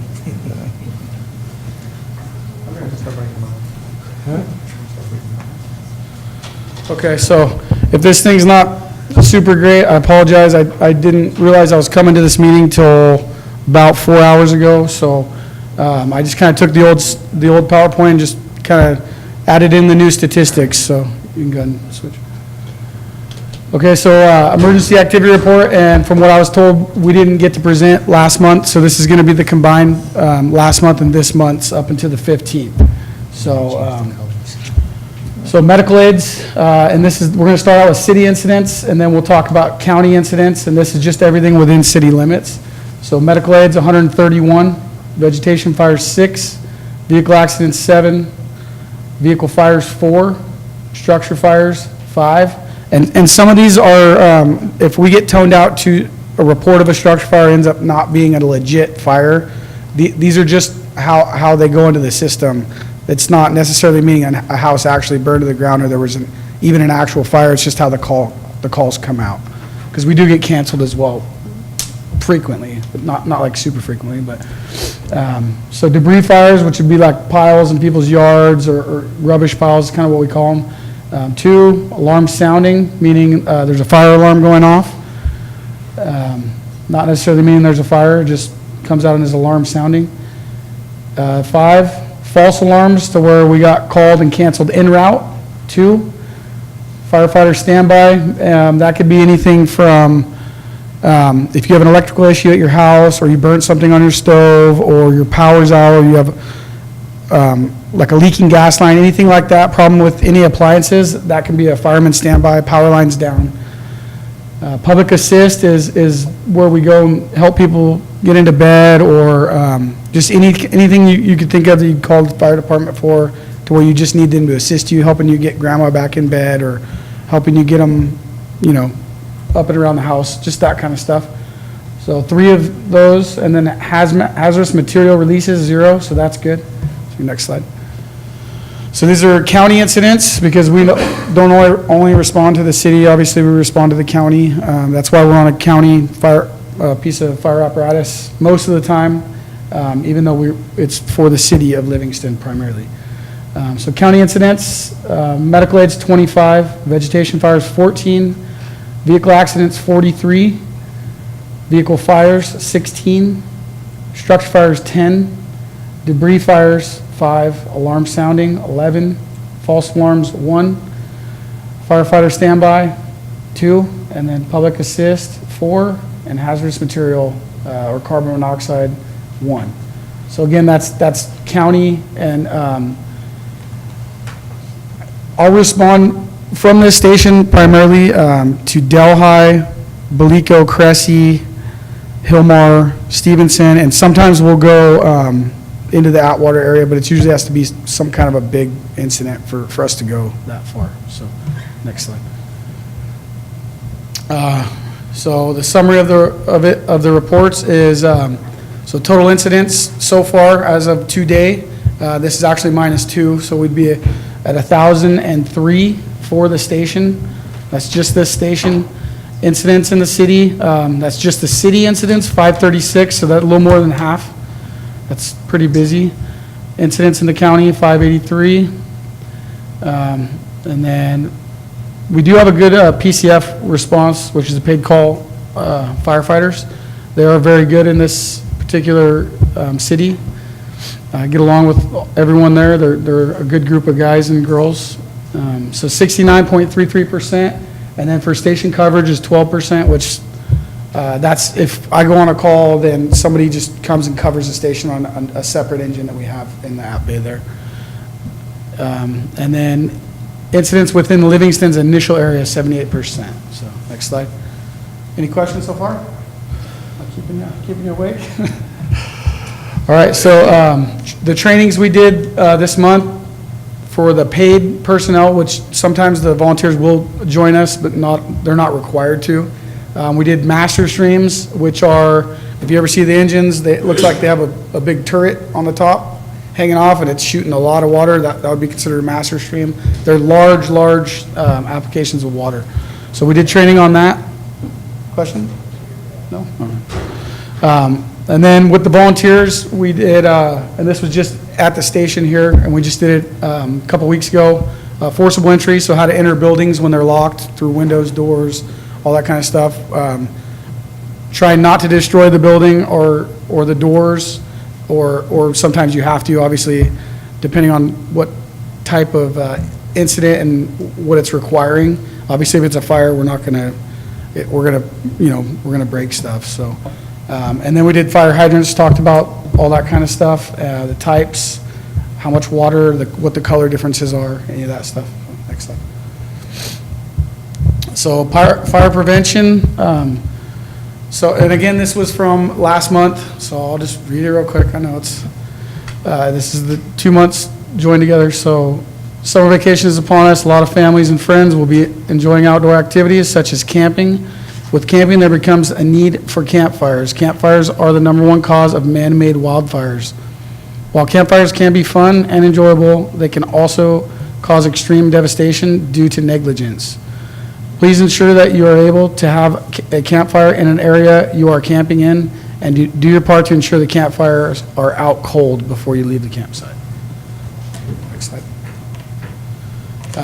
So cool-off day for camp. I was not here for this, so I'll just read it. I know it's something they did for the kids. So Livingston Fire Station assisted the city recreation department and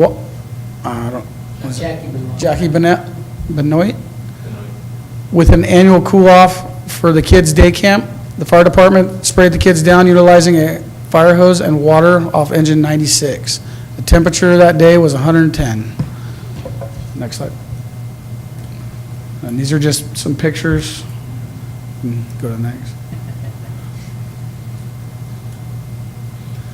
So 4th of July, Livingston Fire Department with volunteer staff, staffed engine 96, 96 truck 1, 96 engine 1, and squad 96. So that's all the equipment we have aside from the water tender there. To perform standby at the annual Livingston City 4th of July Festival at the amazing fireworks display. So that's it. That's all I got. Do you guys have any questions? I know that might have been close to the last one you guys seen. Thank you. Welcome to Livingston. Thank you. Glad to be here. Any other staff members? No. All right. Before we move on, Chief, I wanted to thank you for sending officers out to Los Banos July 31st. For those of you who don't know, 2 officers were seriously injured in Los Banos responding to a domestic call. For those of you who don't know, I'm the facility security supervisor at the hospital, so I supervise the public safety officer. So I happened to be on duty when those officers came, so I'm sure Chief Breezy and Commander Reyna and Mayor Mike Vialta appreciate it, so thank you for assisting sister city here in Merced County. And we'll go and move on to, if no other staff members, to city manager announcements and reports. Yes, Honorable Mayor and Council and dear public, I have a few little items. I'll go through them very quickly for you. The first thing is I just want to let council know that we're working with our financial advisor. As you know, we're currently B rated in our bonding. We would like to upgrade our bonding to A minus at least. And so there's a few things that, that we would like to do in anticipation for that new rating, and so that we can go up on the rating. And so just real quickly, we're looking at, to develop and adopt our capital improvement spending plan through council. We're looking at putting together a reserve policy for council as well. We're looking at replacing and transferring amount and having an operating fund for capital fund, and a couple other items. So we'll be back for that, but I just wanted to let you know those are some of our preliminary hearings that we've had, or meetings, that is. We also had a meeting with, and we're always looking at continuous improvement, trying to figure out ways to better serve our public. So we had some meetings with our fire marshal, John Morgan, and we're looking at how can we streamline things. And so we were talking about new building and installation permits, and then also just festival, we have a lot of festivals here in Livingston, so how can we make them safer? And so they're going to start doing some safety checks for us as well. And we're looking at incorporating all of that with hopefully Greenview, which is that software that Lamont and I were talking about a little earlier. And then we also had, I wanted to convene a meeting with Jilton and Richard. Jilton from the top all the way through all the staff. We met here. I want to make sure everything's going smoothly, where we can have better communication, how can we, leverage things. And they were very happy, and so we basically also talked about, these new mandatory organic recycling stuff, and then also mandatory commercial recycling, which are new mandates, and so we're working through all those besides all the other regular stuff. So that's moving along pretty good. The other area that I wanted to talk about is, which is on the council agenda tonight, and so I'll talk about it a little bit later, but we're working real closely with the Livingston Community Health folks, making sure that their project, gets off the ground. So we do have a deferral of fees request on the council agenda for you. And then also for all those business owners out there, there is a program called Jumpstart, and it's a loan program, and they loan as low as $500 to $10,000, up to a 5-year term. So if you're interested in any of those funds, we do have posted up in our in the front office, and then also in our cable. So if you're interested, we're really happy to provide you with that information. Also, as you know, Livingston was one of the very first to push and be part of the Merced Integrated Regional Water Management Authority. And so we need to identify first alternate and the second alternate, and then, of course, the liaison, the individuals. So that is something that we need to do fairly quickly. I know that Councilmember Aguilar has expressed interest in being part of the Merced Integrated Regional Water Management Authority, but so that's something that we need to address fairly soon. And then moving on, also, staff has been working really hard and putting together our pavement management system, and we're more than happy to share that with anybody who's interested in knowing that. And then as you've seen, tonight has been pretty busy. We've been hiring a lot of new staff. So we also have a new addition in our admin department, and that is Myra, and so she'll be starting soon, and that she's basically replacing Nancy, who was hired for the position that Aaron Kurd vacated, so pretty busy in that regard. And then just wanted to as you know, we had that visioning session here. We had a great turnout, very happy about that. And I just wanted to highlight one of the students that actually took part in that visioning session here, and she brought to our attention the Livingston mentoring program that she would like to, I don't know if you remember Lauren Francine, that she wants to start. So we're having discussions with her, and hopefully we can help her make that dream a reality. And lastly, I left the big one for last, and Supervisor Espinoza mentioned about the funding for the ACE train. I can't stress enough how important the an ACE train stoppage here in Livingston, in our downtown, is. It will transform our community. If you look at the ridership, it's a commuter train. It makes its way all the way to Stockton. It goes all the way to San Jose, and it's programmed to come all the way to Merced. So you're going to have folks from Delhi, Belico, all these different places that will, if we get to stop here, they will come to our community. So you're going to have a lot of foot traffic. It'll change our downtown forever in a good way. And so one of the things, just having discussions with elected officials is not enough.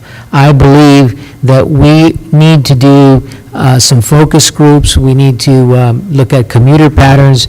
I'm thinking about, reaching out to some of these educational institutions to do some surveys so that we have information, data that we can quantify. How many people come and work from the outside in Livingston, and then how many of our folks from here go north, and then that way, because I know we're competing against our neighbor, and unfortunate that we can't have one in both places, but it is what it is.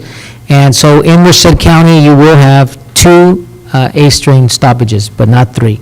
So one in Merced, and then it's up to the higher Bs to decide whether it's going to be in Livingston or Atwater. So I want to make it very difficult for them or very easy for them to make a decision on making sure that the train stops here.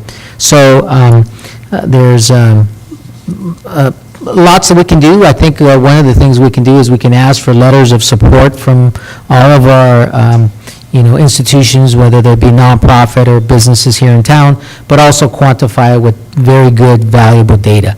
And I think at that point, it'll be self-determining. So that's all I have, Council. Thank you very much, unless you have any questions. Questions, Council? Okay, next we'll go ahead and move, thank you, Jose. Move on to council member announcements and reports. Council member McCabe.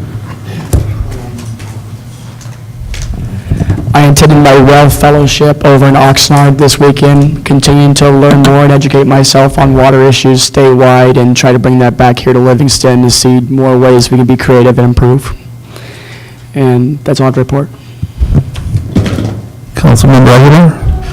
I just want to say say thank you to everybody that attended the workshop last week with the Recreation Commission and the Planning Commission. It was very good meeting, very productive, so I appreciate all the residents that attended. I look forward to many more future meetings like that. It was very nice to see that everybody's committed to improving the town. That's all. Thank you, Vice Mayor Sama. Thank you, Mr. Mayor. What I would like, I've had this idea for a while there, and I think we need to move forward with this. We have certain parts of town that have empty lots. You have a whole thing, you have, on the street, you have one empty lot, or you go, there's another empty lot, and they've been there for years and years and years. You know, I like to see what we can do to encourage to fill them up, the infill lots. And I would like staff to do some sort of analysis or bring something to us to where the council consider, and I would hope that we can at least talk about it, is to waive fees. Let's waive the connection fee, whatever fees we can waive. If waiving those fees builds something on those empty lots, first of all, it gets rid of an empty lot with a bunch of debris, and second, there's somebody that can live in those homes. I think that's something the council should look at least explore.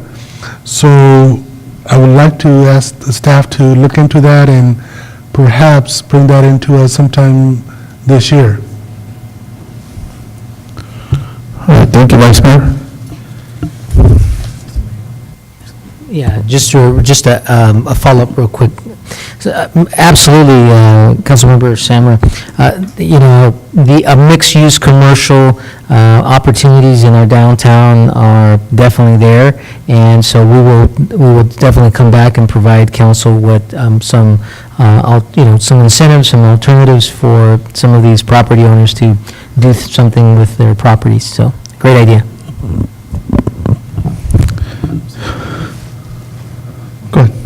Just one more thing I totally forgot about, Jackie. Regarding the Recreation Commission, one of the commissioners is not going to be able to keep being involved in the commission. So I was wondering if we could either promote that position again or appoint somebody else. I know there's a few people interested, and they approached us already, and then they've been attending the meetings regularly. Yeah. To me, I think we should just put it out for a very short amount of time, and then bring it back and let's get it done, maybe by next meeting or something.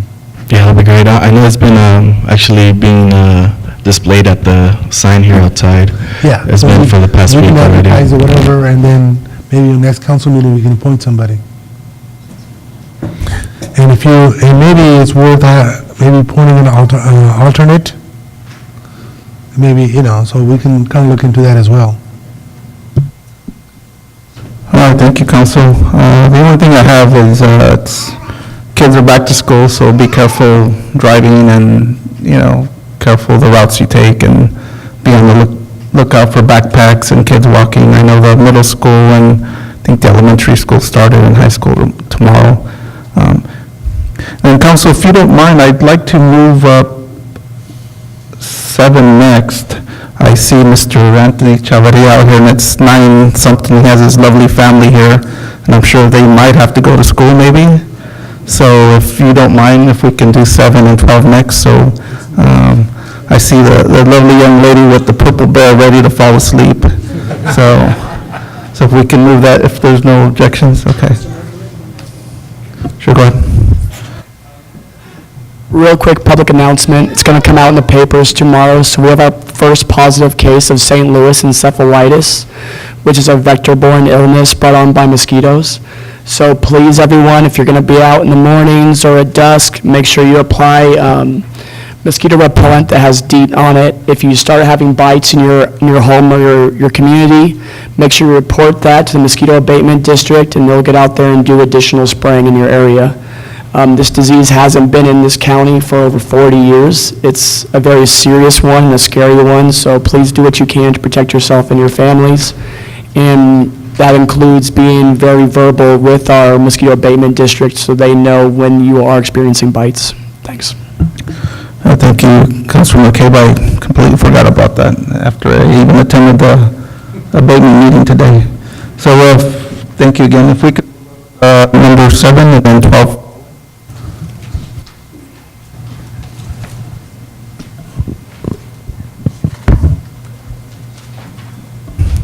So item 7 is a resolution approving an employment agreement for the position of Public Works Director between the City of Livingston and Anthony Chavarria, swearing of the new Public Works, directed by Mayor Jim Sawyer. Will follow.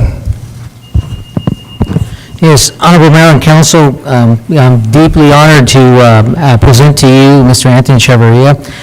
This is an individual, well, first of all, let me stop real quick and also introduce you Roxanne, his wife, and he has 3 lovely children here with us this evening. I actually personally know Mr. Chavarria for many, many years. There's been a lot of investment in Mr. Chavarria. If you look at his resume, it's pretty stellar. He holds licenses in all areas, from distribution to water to wastewater to backflow, grade A license, for as it relates to moving heavy equipment. And he's also an individual with high integrity. I'm very pleased that I was able to convince him. It took me a while, but to be able to convince him to come and join us here in Livingston. As you know, it's been several years that we've been trying to recruit for a Public Works Director, and if it was not for one reason, it was another. We had some fiscal challenges in the past, and so those fiscal challenges, we took them on by having the Finance Director, Udi Ortiz, and myself take on those responsibilities, and then we had, and by the way, we want to thank also Noe Martinez for his help, and let's give him a round of applause. Thank you, Noe, for filling in during this time frame. So I definitely recommend Mr. Chavarria. I think he fits well for our community here. We're going to do everything to do is to make you succeed, help you, and in those areas that you need assistance, we're going to be there to help and assist and give you the proper training. And I know that that our department is going to be that much better because of your vast knowledge across the different departments. So with that, Council, this is a 3-year contract, and the annual base pay is $95,184, and basically there's a 2-month base salary, which is a severance package, and the rest is pretty standard. So unless you have any questions, I recommend Council to move on this item. All right, I'll go and open up for any public comment. Okay, I'll bring it back to council. Are there any comments, motions? Yeah, I'll make a quick comment to the motion. Recently, I went to Tony City, a firebomb, and the word got out that we were stealing him, and a lot of fellas started calling me a camote. Now, I'm not sure what that really means. I know I guess it's a slang term that's kind of negative. But over here, we're the king of camotes. We're the city of sweet potatoes. So it's a good thing. So this camote is very excited to have you here. And with that, I'd like to make a motion to approve an employment agreement for the position of Public Works between the city of Livingston and Anthony Chavarria, swearing in the new Public Works Director by Mayor Jim Sawyer. I have a first from Councilmember McKay. Do I have a second? I second it. Second, Councilmember Aguilar. Can I get roll call, please? Councilmember McCabe? Aye. Councilmember Aguilar? Yes. Mayor Pro Tem Samra? Yes. Mayor Soria? Yes. Motion passes by a vote 4-0.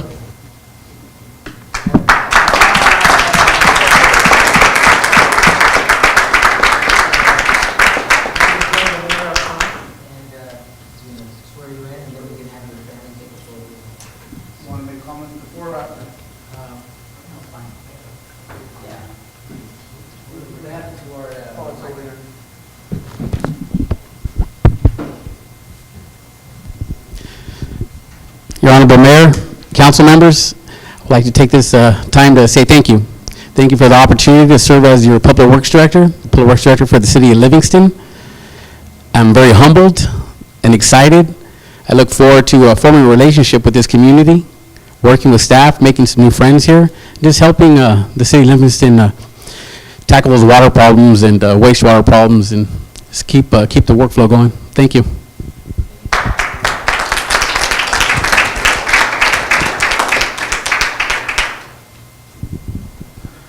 All right, I will read you the oath of office. Just repeat after me. When I say I, just state your name. Raise your right hand, please. I Anthony Chavaria, do solemnly swear and affirm that I will support and defend the Constitution of the United States and the Constitution of the State of California against all enemies, foreign and domestic, that I will bear true faith and allegiance to the Constitution of the United States and the Constitution of the State of California, that I will take this obligation freely without any mental reservation or purpose of evasion, and that I will well and faithfully discharge the duties upon which I am about to enter. Congratulations, welcome to Livingston.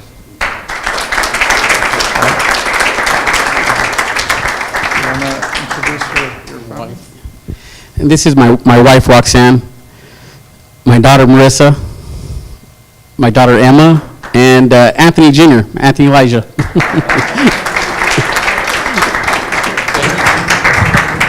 What's the bear's name? What's the bear's name? Well, the bear's name is, the bear's name is Toodles. Doodles, there you go. All right, you can't forget Toodles. Stand right there, and I'll take a photo with the mayor.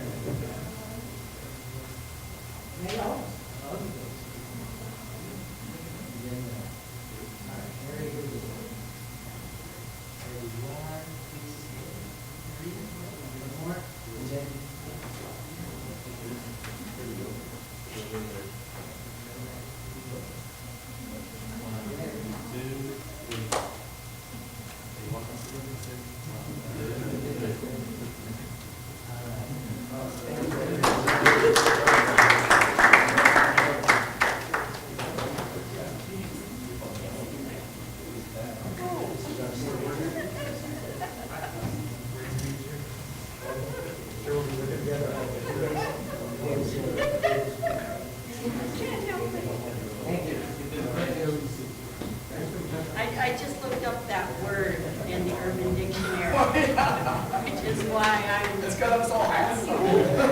No, you don't want to know, no. I know what it means.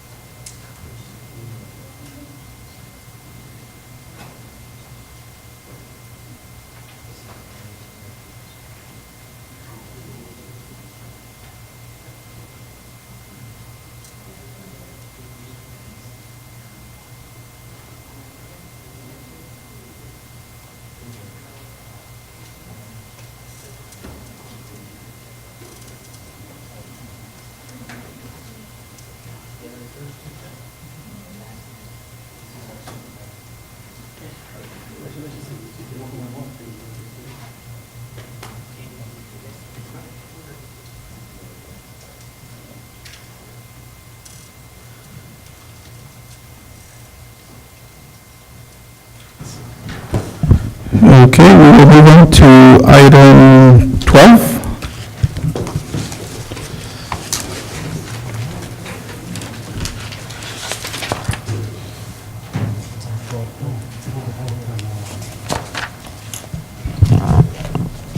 Item 12, City Council to authorize the management and confidential employees to seek union representation.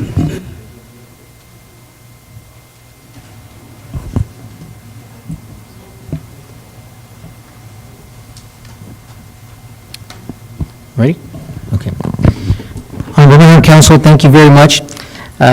Appreciate Deanna and Maribel sticking it out to this evening. Very much appreciate it. Just a little bit of background. Currently, the city of Livingston has 54 full-time employees. All the employees, with the exception of the department heads and those designated by the Management Confidential Group, are represented by one of 4 bargaining groups. The city of Livingston's management and confidential employees are not, nor have they been ever represented by a union organization. So we have, we appreciated having the opportunity to have worked with with Management Confidential Group for a while. And once you brought this to our attention and we had some very fruitful discussions, I understand and I complete, and so that's one of the reasons why I'm recommending to council to move forward on allowing the Management and Confidential Group to be represented by a union organization. So currently, there are a total of 4 employee groups represented by outside labor organizations. So again, they're the only ones that it's not. So the Management Confidential employees consist of 6 employees, if I'm not mistaken, 6. And every other group of employees with the city is represented by one union organization or another. Management and Confidential employees are reprequesting that the city council allow the group of employees to pursue representation by outside labor organization. So there's really no fiscal impact, and there's a process that they have to follow, and this is the first step. And of course, our legal counsel is more than happy to interject.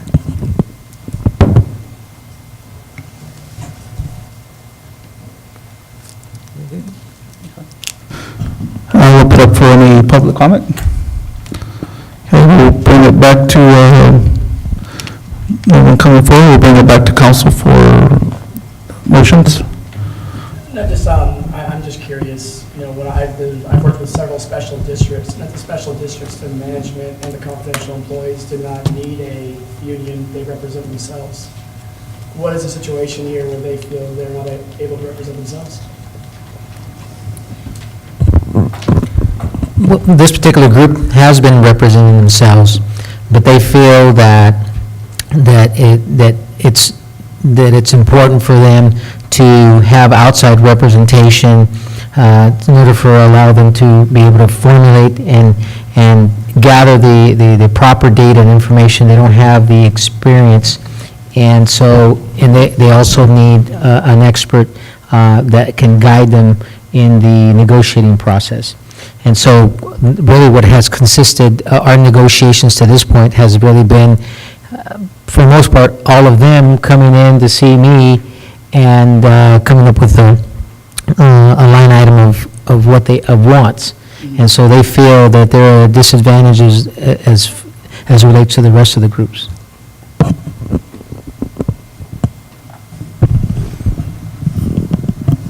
No comment? To me, I'm a strong believer in unions. Sometimes I disagree with them depending on what side of the table I'm sitting on. If I'm on the union side, I agree with them. If I'm on the other side, maybe not as much. But I wholeheartedly believe that everybody has a right to organize and to represent them however they wish. So with that, I'm fully in support of this particular item.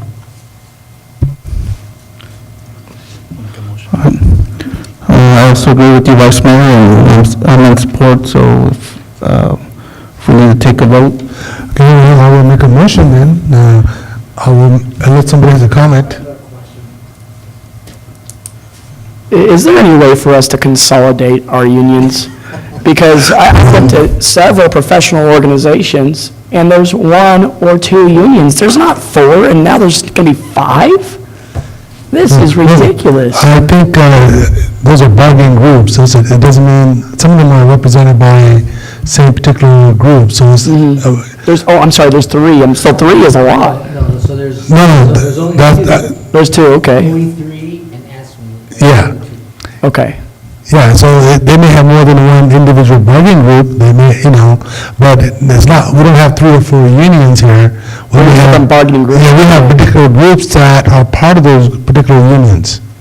Yeah. And if I may, Mayor, I think that Councilmember McCabe's comment is that there's still 4 different bargaining going. He's referring to bargaining groups, not bargaining. With the actual with the actual, but I think his point is, we go in and have bargaining sessions with a lot of different groups, and that's a lot of bargaining, right? And we have a lot of MOUs, but that's really ends up being the choice of the employees. They do have the right to be represented, and I think that that's what this group is asking. I know that's not a question here, but that's, somehow that's how it's trickled down from when the unions first started, or the representation started, where it got split up into different groups.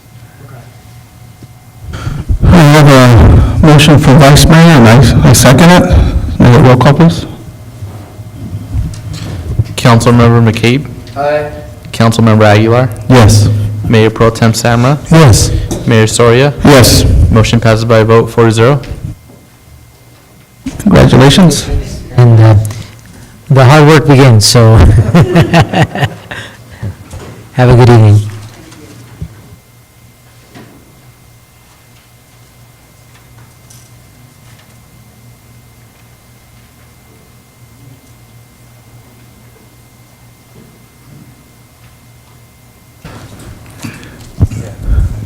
Have a good evening, ladies.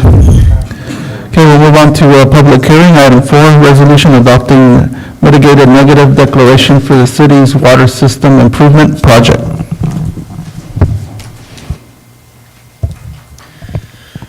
Good evening, Mayor Soria and council members. My name is Travis Crawford. I'm an environmental planner with Crawford and Bowen Planning. Certainly appreciate the opportunity to work with the city on this project. So tonight I'm going to give you just a brief overview of the project, the environmental compliance process, and then the next steps towards adoption. And then the city can open it up for a public hearing. Feel free to interrupt me at any time. I'm going to try to keep it brief, or you can save your questions till the end. So a bit of background, the project involves installation of a water treatment system intended to remove TCP, which is a pesticide in groundwater. Project involves installation of approximately 3,100 linear feet of pipeline between well number 14 and 16 in the city, and a new treatment plant at well number 16. So the project is expected to be funded through the State Water Resources Control Board, and in order to qualify for funding through the board, they have a series of environmental compliance documents that must be prepared, which is what I assisted the city with. So the main document that we prepared is a CEQA document, the California Environmental Quality Act document. It was a mitigated negative declaration to analyze the 17 environmental impact topics like air quality, visual impacts, biology, cultural, things like that. The document concluded there were no significant environmental impacts associated with the project. To support the findings in the CEQA document, we included a biological survey and a cultural resources survey and report. And again, neither of those surveys found any particular significant resources.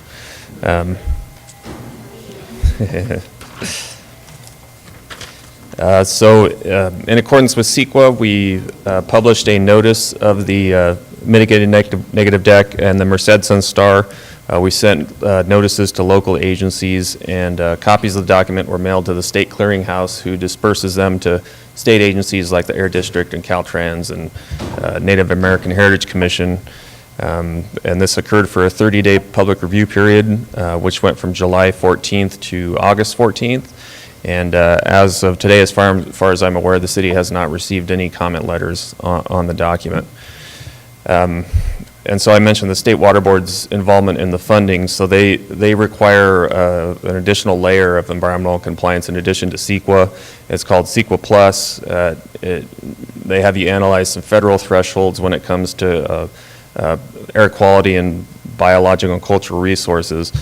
So we prepared that additional documentation in an environmental package that we will be submitting to the Water Board after the CEQA document is adopted tonight. So the city can open up a public hearing and then close it, and if there are no additional questions, you can adopt the mitigated negative deck and sign the notice of determination. And then I will work with city staff to get that posted at the county clerk. And as I mentioned previously, once city has adopted the CEQA document, we can put together the whole package for the Water Board for their review and approval so that the project get funded and move forward. So that concludes the overview of the process. So if you have any questions, be happy to answer them.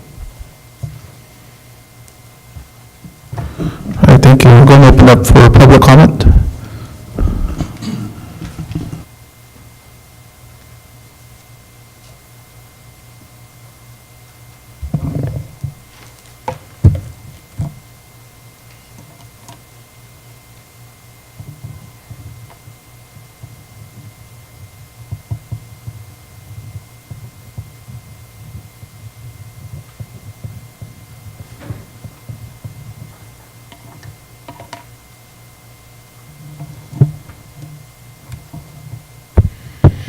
Catherine Shell Rodriguez, P.O. Box 163. I'm just here to get a little clarification. Did I hear correctly that the city did not get any letters regarding this project?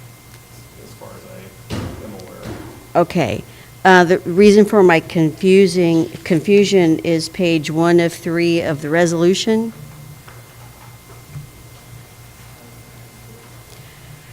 Where it would be the third whereas from the bottom. Okay, that's probably just an error in the resolution. Yeah. It would have to be stricken. There's two. There's the one about receiving written comments and the one about the city responding to all substantive comments. So I just want to make sure that there were in fact no comments received by the city. Thank you.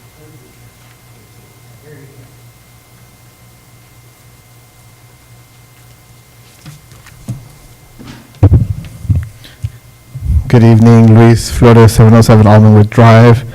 She asked one of my questions, but I have two more that are more clarifying questions, one about the timeline and one about funding. In reading the staff report, it says, in the first paragraph of the discussion section, it says construction is anticipated to start in August 2018.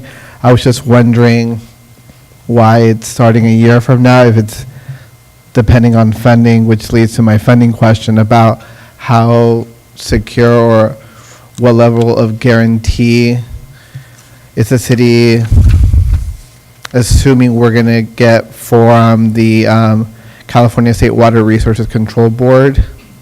Because right now, the project, it's stated it's approximately $4 million, but if we push it out, I'm sure that project costs may increase. So my question is about timeline. Why is it starting a year from now? And then how secure the fundings are from this board or from other grant funding resources? Thank you.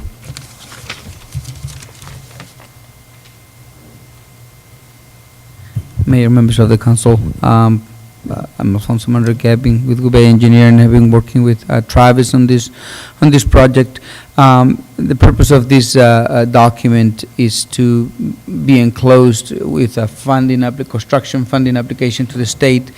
The state has, with Prop 1, has sufficient funds to fund a number of projects, including these. We believe there are still enough funding in the state to fund the project, but they also have many applications, and their turnaround of an application is coming between 9 months and a year. So that's why we're thinking about August 2018 of when we think there would be a funding agreement in place. There used to be a time when you could start construction before having a funding agreement in place, but that has changed. Now you cannot proceed with any improvements until the funding agreement has been signed.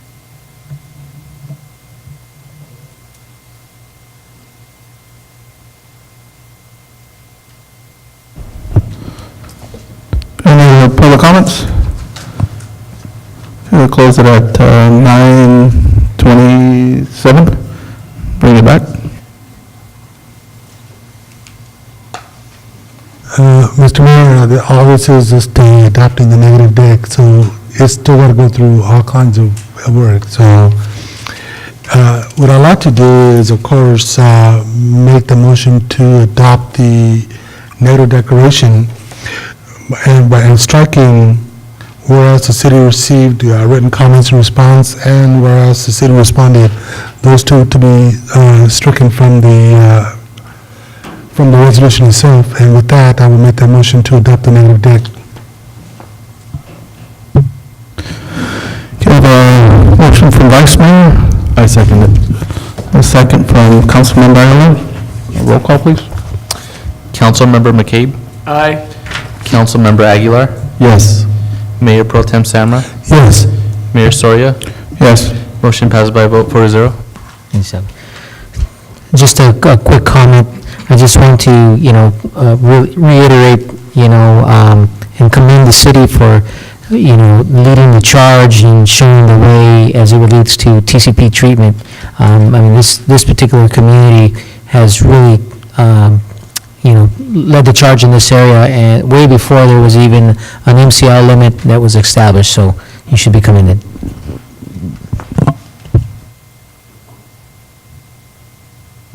All right, thank you. We will move on to citizen comments. This section of the agenda allows members of the public to address the city council on any item not otherwise on the agenda. Members of the public, when recognized by the mayor, should come forward to the lectern and identify themselves. Comments are normally limited to 3 minutes. In accordance with state open meeting laws, no action will be taken by the city council this evening. For items which are on the agenda this evening, members of the public will be provided an opportunity to address the city council as each item is brought up for discussion.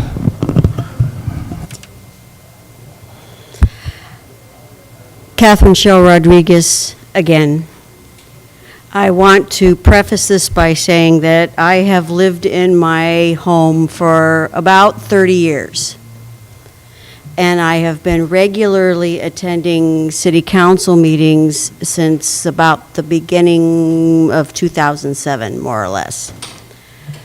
So imagine my surprise when I open my water bill and I find a new street sweeping policy that requires no parking on the street on your sweeping days from 7 a.m. to 12 p.m. And for the life of me, I cannot remember a discussion about this at any city council meeting I have ever attended.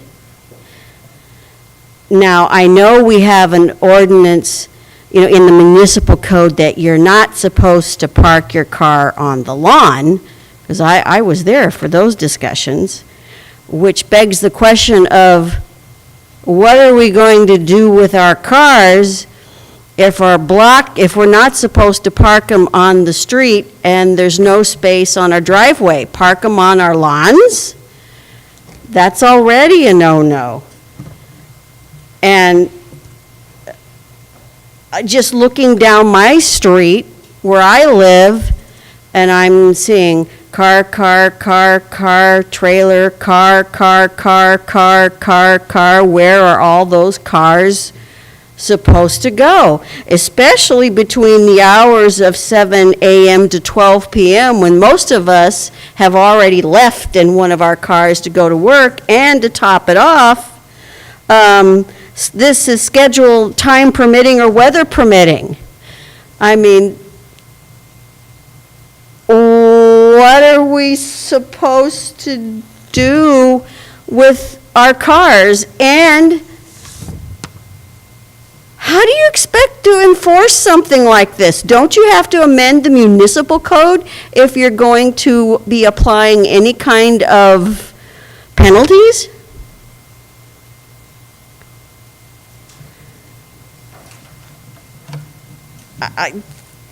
Where did this come from, and how do you expect to make it work?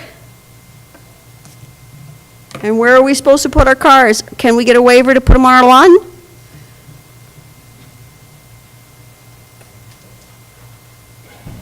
Thank you.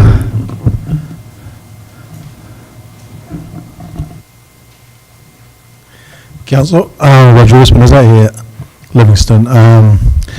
My mother-in-law has been having an issue with her meter for the last year, 2 years, and she lives by herself, 820 First Street, and she rents the house in the back. That's 826, in the past, when the city put in the meters, I guess they made a mistake and they put them in the front, purposely, but that's in the past. And then I called the city, and while the water lines are in the back, everybody's water meters were put on the alley, and hers was put in the front. But anyway, it got corrected, and they put them in the back. But she gets a bill of between $100 and $150 every month. She, by herself, she works, well, she's just retired, but from foster farm, working 40 years. And she's been getting a bill for between $125, $150 or more every month. I have a pool, and I use probably more than the 25,000 gallons every month. And my bill is $100, $106, $102 or $96. I go over a few thousand gallons, but her bill is, and she's, even in the winter, when she doesn't, turn on the sprinklers, and I addressed this to Odie about probably almost a year now, 8 months to a year, and nothing was done. And, and of course, time flies, and I forget about this, and if you can please go ahead and have Public Works check the meters. Obviously, it has to be broken, because I don't think that, there's have to be a leak somewhere in order for her to use that much water. She'll probably have to use like 50 to 100,000 gallons a month in order for her to pay, $150 or more. So if you could check on that, please. Thank you.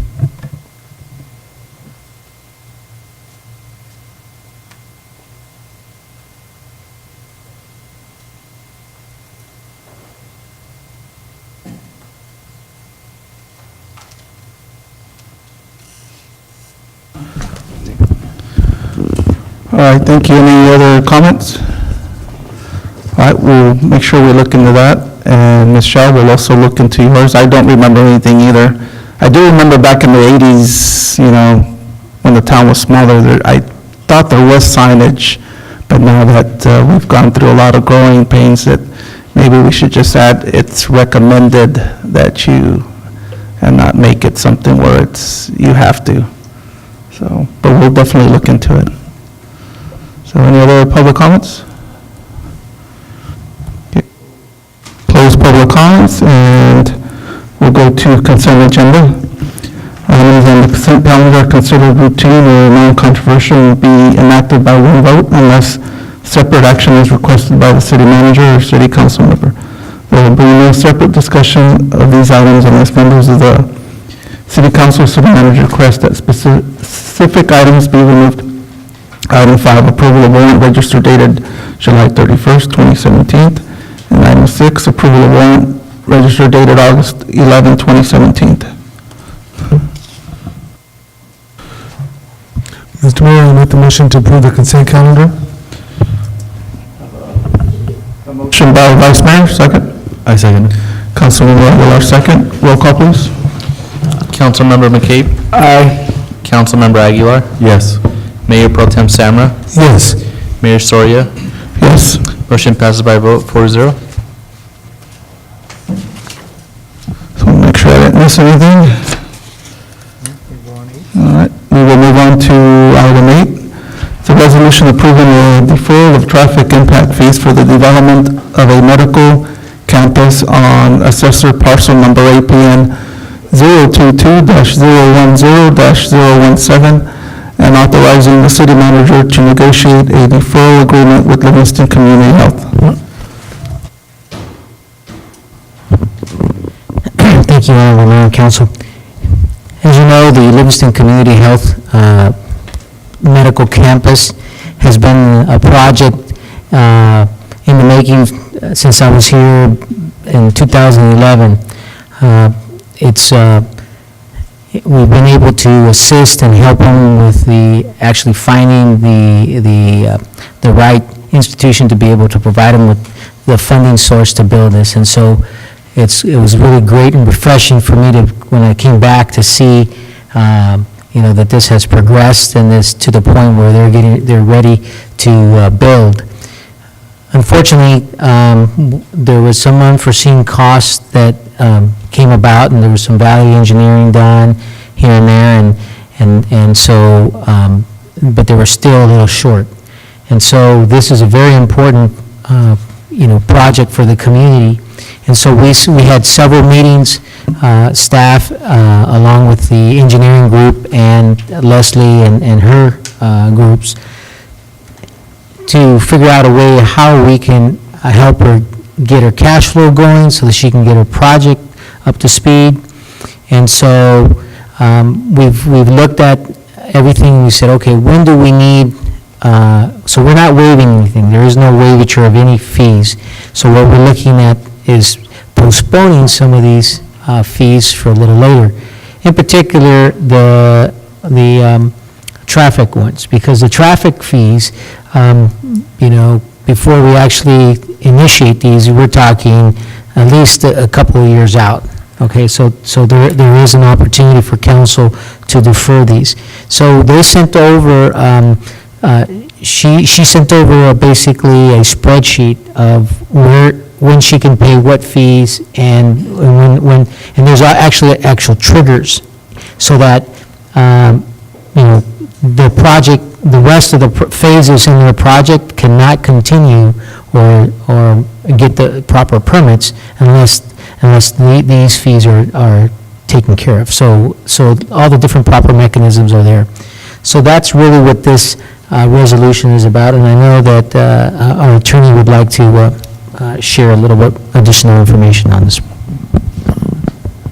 And Mayor, if I could, just Mayor, council members, so I think the city manager described it accurately. I think city staff, including my office, have been on quite a bit of meetings and phone calls with LCH in order to figure out how do we make this project work. We know how important this project is for the community. We know that they've come here they've come so far with the financing. To trip up now and to stop the clinic from coming in definitely would be a step backwards. In talking with them, the staff looked at phasing, staff looked at what improvements could be deferred, staff looked at several options. I think we were lucky that the organization basically came back and said, well, can you just help us in order to defer some of our costs? They were very clear, we're not asking for you to waive the fees. We would just like to have you wait on some, to defer some in order for a later date. That way we can get our financing in place, and that would help us. We were able to work on, well, what portion of these fees can be actually deferred. And looking at it, and with the help of our city engineer, some of these projects, especially the traffic projects that these impact fees are paying for, are not going to happen right now. So a tool that many cities use is a deferral tool, where it's not waiving of cost, it's just basically, or waiving of fees, it's just saying, we'll wait to get those fees. In this case, it made sense to wait because those projects are not happening tomorrow. The projects are not happening when this project pulls the building permit. So that was some flexibility of the city. This project is also not done. The owners of that parcel, of the developer, also has an additional portion there of that property that most likely is going to be developed, sold, or other improvements are going to go on. So there's always other improvements needed there, which, as the city manager mentioned, the triggers, they wouldn't be able to get permits for the rest of their project without paying these fees. That's important to note. Regarding the resolution itself, the resolution has the city council authorize the deferral of the fees, but also asks the council to authorize the city manager to negotiate an agreement.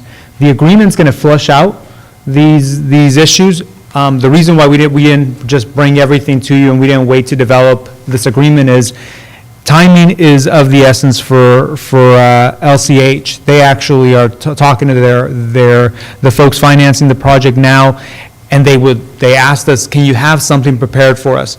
This is a council decision, so we thought a resolution would be the mechanism to do that. They're very happy with the proposed resolution. It gets them where they want to get. And it also has us now start the negotiations of an agreement. The resolution also allows for the incorporation of appropriate interest rates or deferral fees. We'll be talking to LCH about, okay, well, there's going to be some staff costs. Can you cover that cost? We'll be having those conversations. What this actually does is it defers their development impact fees into really 3 payments, with the traffic impact fees being the only ones being deferred into 2 payments. So automatically, once they pull their building permit, they will be paying $166,708.41.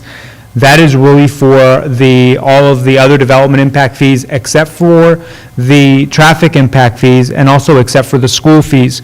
I'll also have just a few amendments to this resolution. This has been evolving. Again, we've been pretty quick to get something on here, so I have a couple of quick amendments, which I'll get to later.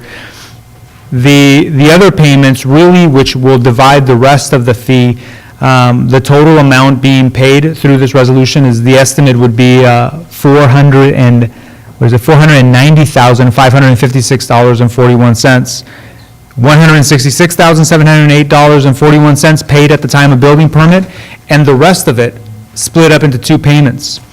LCH will be paying $147,500 of the traffic impact fees no later than June 30th, 2019, and $176,348 no later than June 30th, 2021.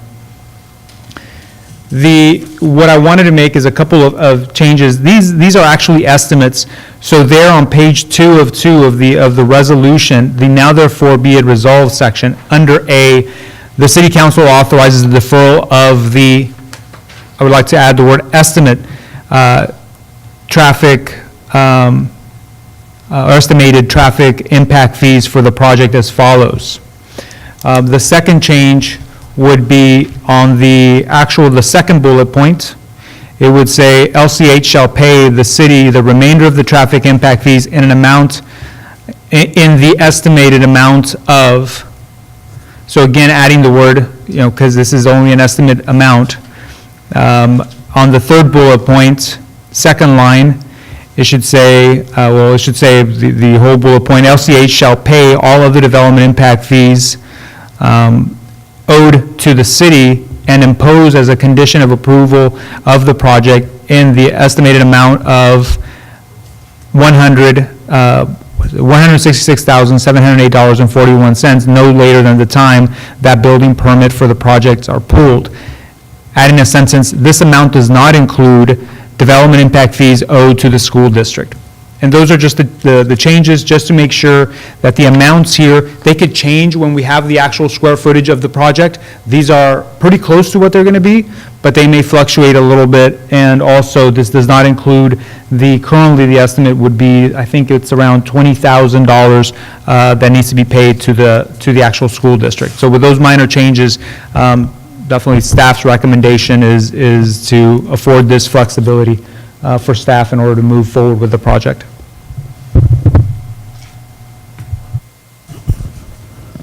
All right, thank you, Council. I'll go and open up for public comment, 9:46.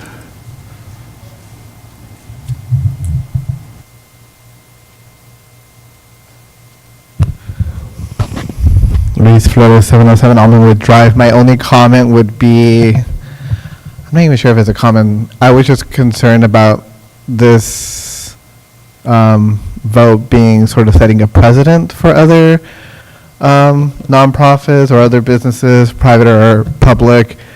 I'm a supporter of the Livingston Community Health, Livingston Medical Group, but it's that gray area moving forward that I'm not sure how I feel about setting this precedent. That can be very politicized, and favoritism and gifts and stuff may arise. So I'm just concerned about that. Yeah. Thanks. Mr. Mayor? Just so you know, and I don't know if my Supervisor Esposito was on the board at the time, on the council, but we've already set a precedent when we brought in TA.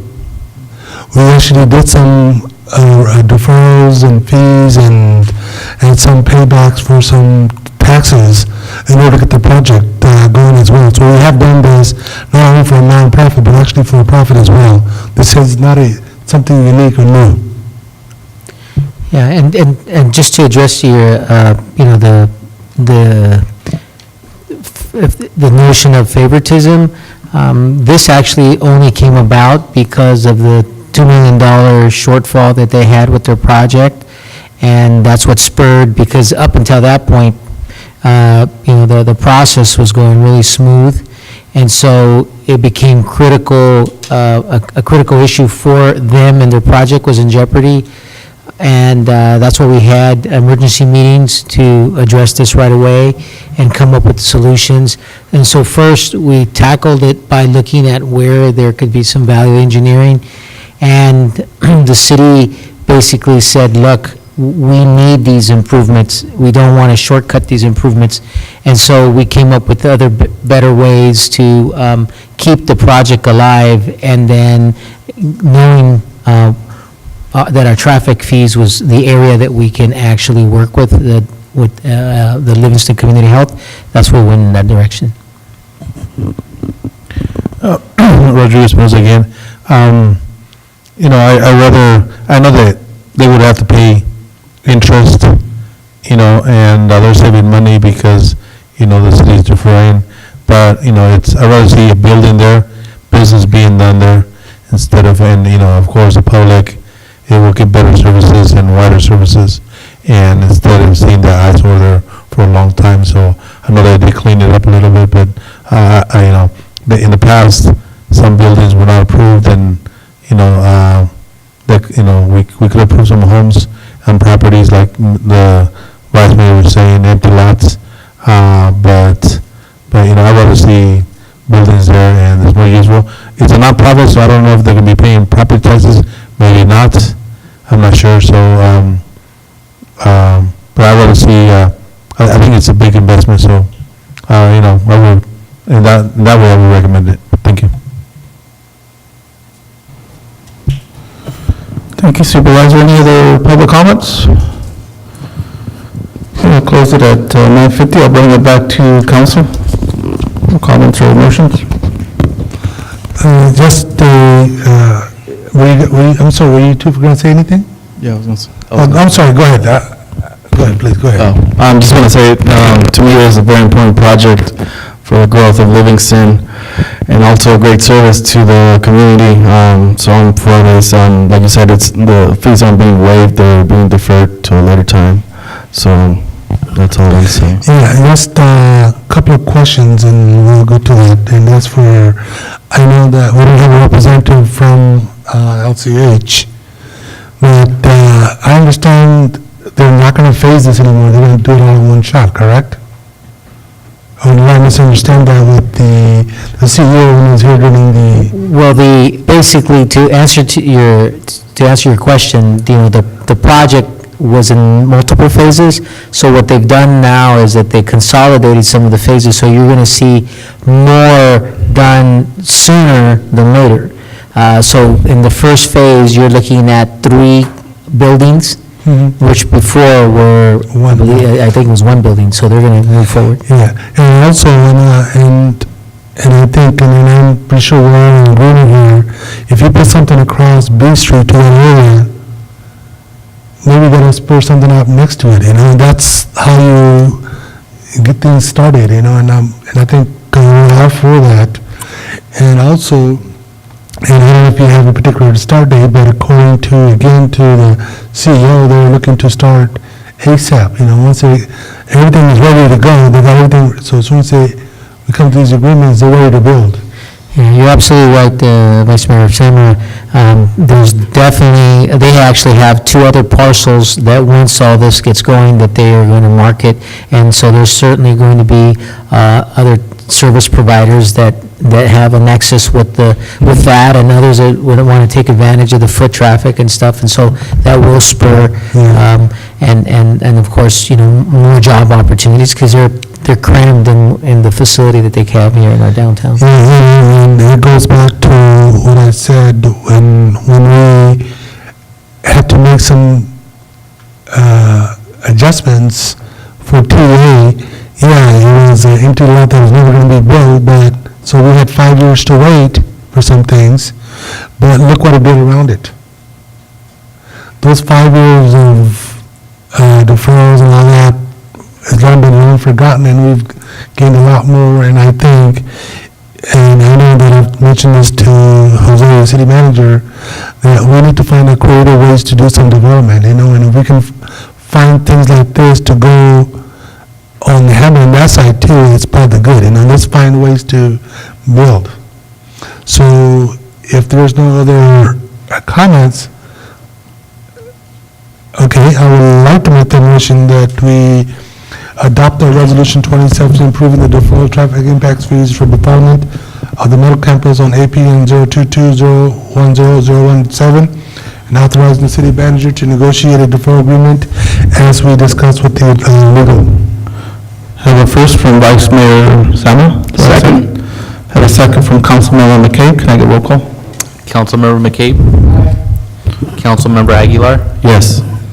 Mayor Pro Tem Samra? Yes. Mayor Soria? Yes. Motion passes by a vote 4-0.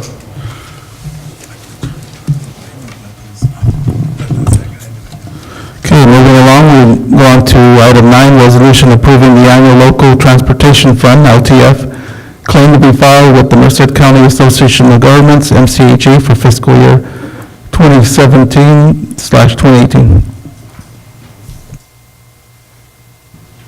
Yeah, Happy's here, so you can address the item.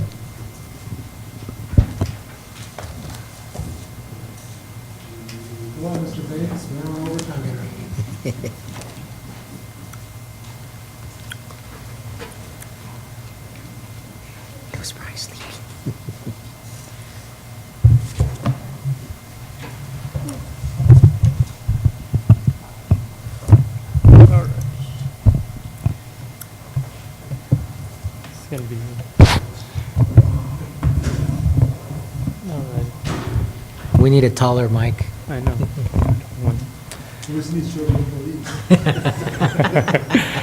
So this is a item, okay. Resolution approving the annual local transportation LT fee claim to be filed with the MCAG for fiscal year 17-18. Basically recommending staff to adopt the council resolution for LTF. The city may claim as LTF for Merced County MCAG for fiscal year 17-18. The governing board approved LTF appointment on Thursday, July 20th, and the amount for City of Livingston is $38,318. And these funds are being, I guess, set aside, or the plan for these funds is for the Wyndham Parkway Improvement Project at Highway 99. On this, there is going to be no fiscal impact on it. And we do have last year's, I think it was like 137, I believe it was, that we still have from last fiscal year. That's right. That we're kind of accumulating to get this project to, I guess, help out for that area. So, I'm not sure if you have any questions or. Okay, we'll open up for public comment at 9:56. Pretty straightforward. Bring it back to council. I'm not sure why we would not take money, so. I make the motion to adopt the resolution approving the annual LTF claim and file claim with the MCAG for fiscal year 2017-2018 on behalf of City of Livingston. First from Vice Mayor Sama. Second. Second from Councilmember Aguilar. Any roll call? Councilmember McCabe? Councilmember Aguilar? Yes. Mayor Pro Tem Samra? Yes. Mayor Soria? Yes. Motion passes by a vote 4-0. Thank you.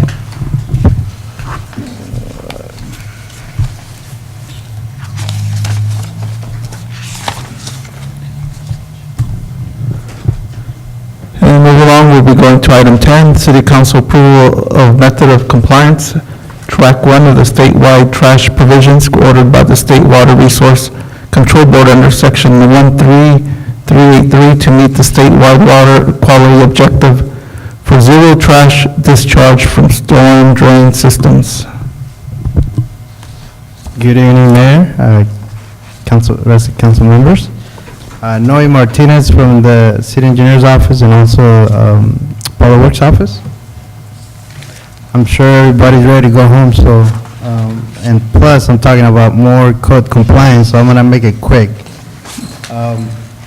So, As you may all know, we been working on this, what we call MS4 permit for the last 4 years or so. MS4 stands for Municipal Separate Storm Sewer Systems. And as part of this permit, the state water, I'm sorry, I forgot to mention, we have with us Warren from WGR. They're the consultants that the city hired to help us with this compliance effort, and he's here to address any specific questions we may have on this item. So with that said, the recommendation tonight is to approve the method of compliance track 1 of the statewide trash provisions ordered by the Water Board under Section 13383 to meet the statewide water quality objective for a zero trash discharge from the city of Livingston storm drain system. So what this means is basically that the State Water Board, as we've been going through the compliance period, they've been implementing and issuing new requirements as part of this MS4 permit. And this new trash provision is the latest that we've received as part of the compliance order that we have here for the city of Livingston. So what they've done is basically they've issued to all cities in California the option to choose either track 1 or track 2. The staff report goes into detail as to what track 1 is and track 2 is all about. And as staff, we have met and discussed the different options, and we have come to the conclusion that it would be best for the city to go with the track 1, which means full capture for trash. So in other words, we will be implementing measures on our storm drain system to basically capture all trash that goes through the storm drain system prior to discharging into which in this case is MAD canals, which is considered surface water. So with that said, track 1 is a full capture system. Then track 2, which is the other option, is kind of a combination of full capture systems plus assessments plus surveys.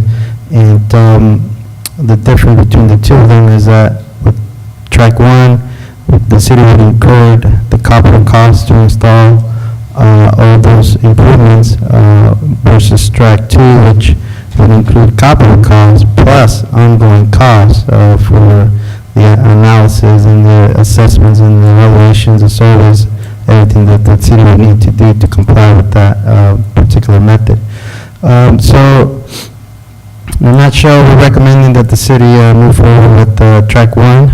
As far as fiscal impacts, there is no fiscal impact with this action item. The cost associated with this would come as the city starts implementing all those measures. And the city, to clarify, would have up to 2025 to become fully compliant with this particular option. So in the meantime, what staff would do basically is look for funding, because this is a non-mandated funding, and we'll try and come up with the funding mechanisms to implement all of these measures. That concludes my report, and I'll address any questions. Thank you. Open up for public comment. 10:02.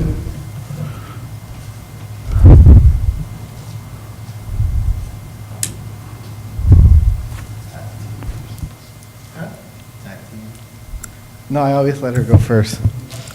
I just had a quick question, because when I skimmed this item, I was confused about the rationale for not going with the second approach, and there was like it seemed like as if there was an emphasis on lack of personnel, because the city doesn't have enough personnel, then why bother going with personal, with option 2.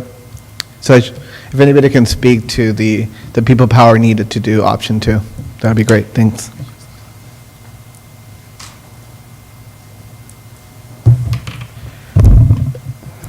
Yeah, so at this point, as the staff report mentions, if we were to go with option 2, we would need to prepare an implementation plan. And in that implementation plan, we would outline all those details. The only thing that we know at this point is that we would have an ongoing cost for personnel and other administrative costs that we would have with that particular option versus option 2, which would be basically just to identify a project, get it done, and be over with.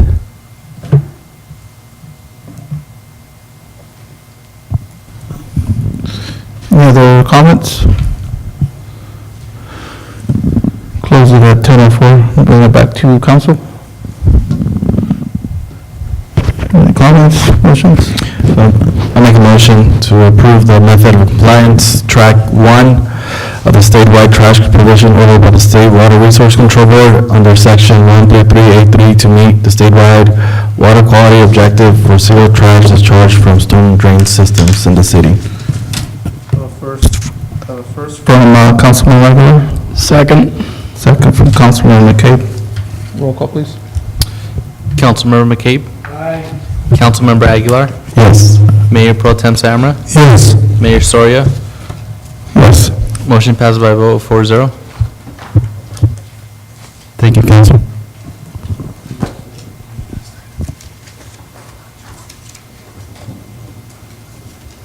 We got 2 more.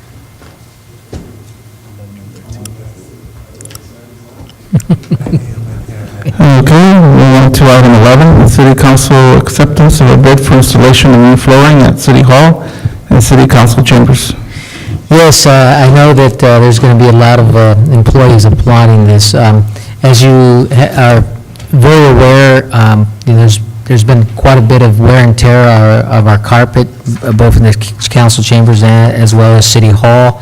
There's actually a lot of safety hazards that we have because the actual carpet has raised and they become tripping hazards in different places. And so it's time to address that particular issue, and the funding was budgeted in this last year's budget cycle. We got 3 competitive proposals to actually do either a carpet or a new type of flooring, which is called LVT, and a lot of offices are using it because it's bacterial resistant, easier to clean. It has a longer warranty, has like a 10-year warranty for a commercial, and like I said, it just looks better. And so rather than going with the carpet option, we are recommending to council that we move with this driftwood vinyl planks, both in city council chambers and also at City Hall. And the best competitive bid that came in is under Commercial Design Services, Inc. at $27,859 to do both.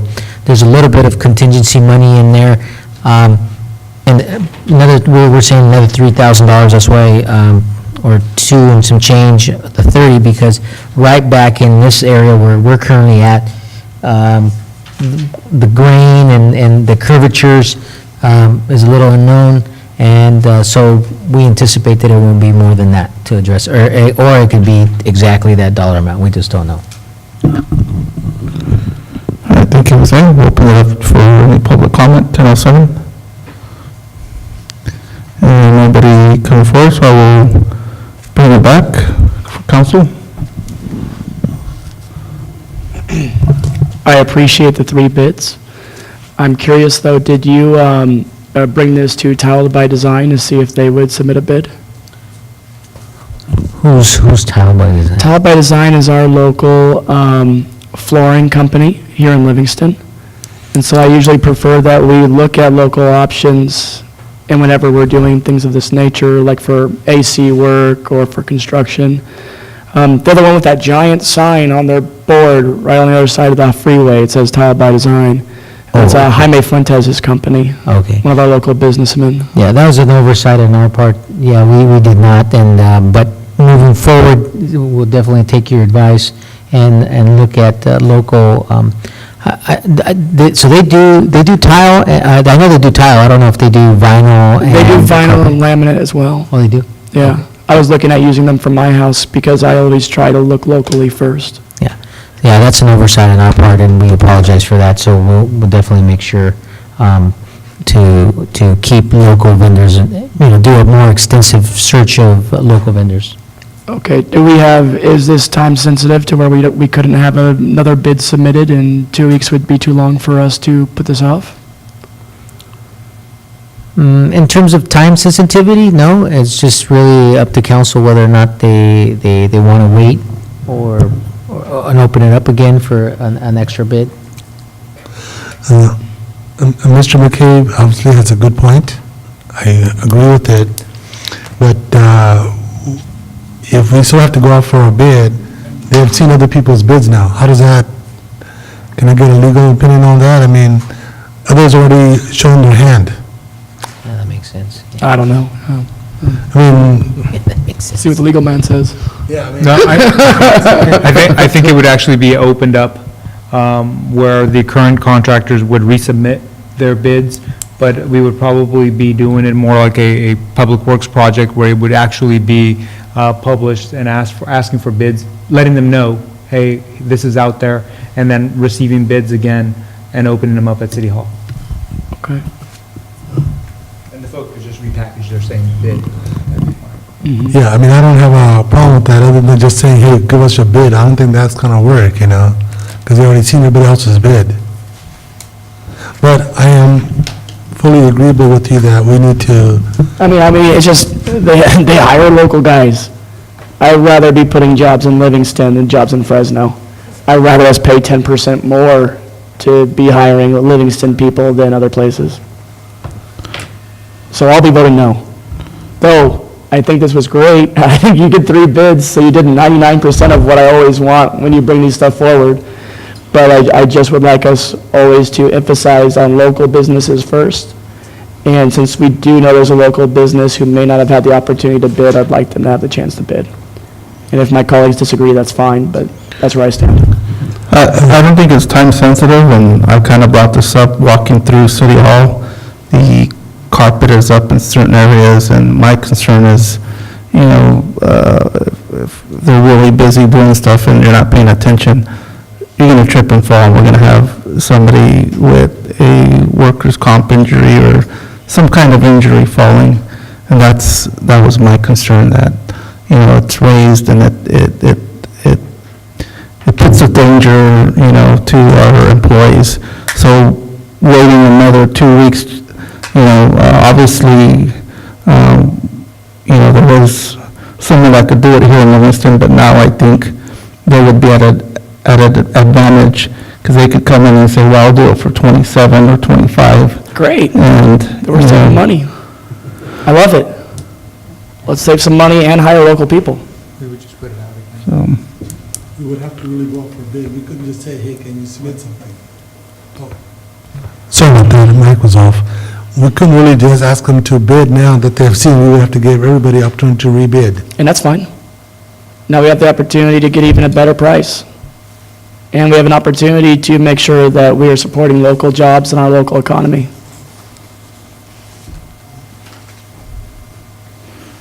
Do you have any comment?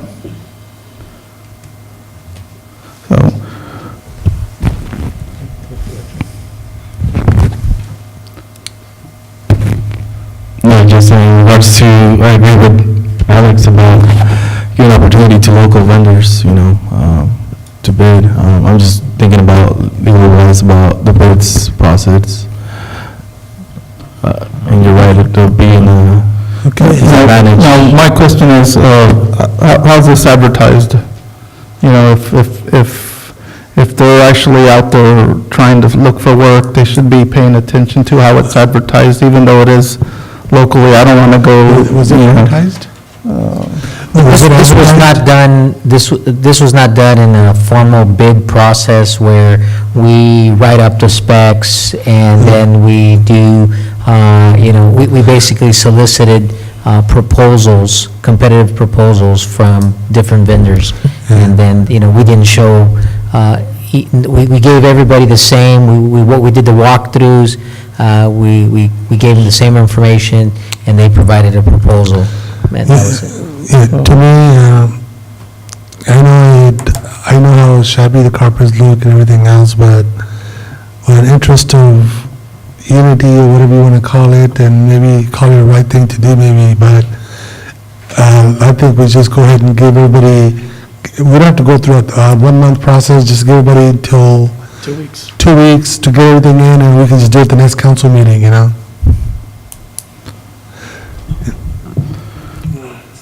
Yeah, just put it out and say bids are due by that date. So we have a direction to put it out again and bring it back to council in 2 weeks, including the local, or any local businesses in Livingston. We say, instead of saying local, just say anybody can bid, Well, anyone can bid, but the emphasis needs to be on local, and us as leaders need to always make sure that we're trying to be local first. I'm sure all of you agree with me on that. That's not an item of debate. The more money we can put on our local economy, the better. Okay, and also, I just want a little clarification, from legal on this when, I'm trying to work it in my mind, given that these numbers are out. So technically, all of these folks can adjust their numbers. Correct. Okay. Yes. So they can adjust their numbers. How much the adjustment, given the, it doesn't matter whether it's local or anybody else that decides to, jump into this mix, that would still make it fair. We'll definitely work with staff on the way we go out, also looking at the city's purchasing ordinance to make sure that we do it the right way. But yes, if, the top bidder may say, I'm not going to bid at all. You may have the lowest bidder decide to even bring it down lower or adjust it higher. You don't know. It would be given them the opportunity to adjust their bids, but giving more folks the opportunity to actually bid. I think that was the point here.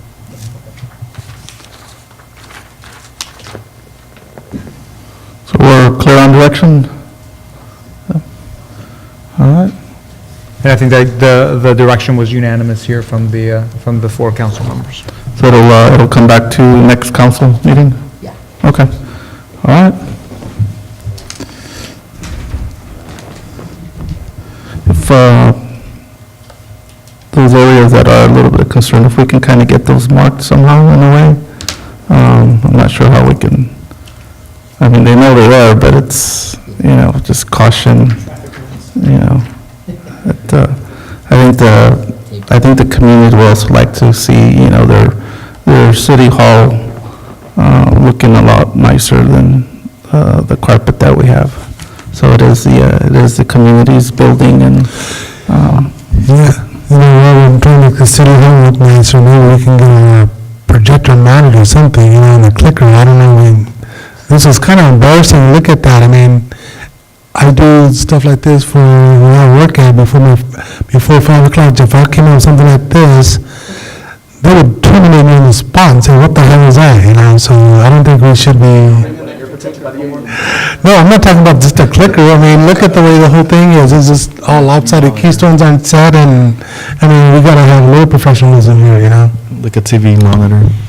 Yeah, well, at this point, we're being, I'm sorry to be the conservative, extra conservative these days, only because, I've looked at the numbers already that have come forward as it relates to PERS, and so our work here of coming up with creative ways and incentives to bring in new business, create new points of sale, jobs and all that is going to give us more funding revenues, and I would love to have really big monitors, 90 12-inch monitor up there.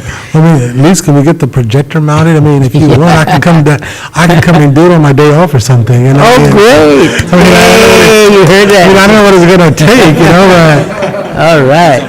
Yeah, all right. No, I agree. We're actually, we are looking at that, so we're talking to some folks and we're looking at some numbers, so, yeah. I'm sure, somebody can take care of that, put the monitor, computer back there and clicker, and we don't have to have anybody here, We actually do have it.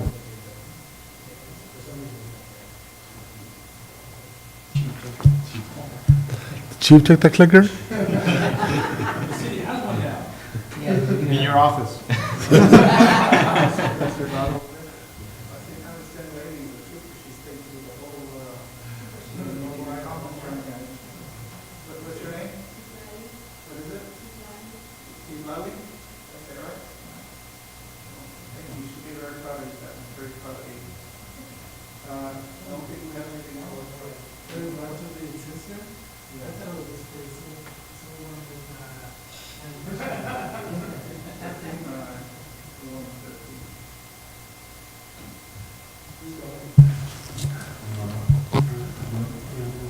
Are you going?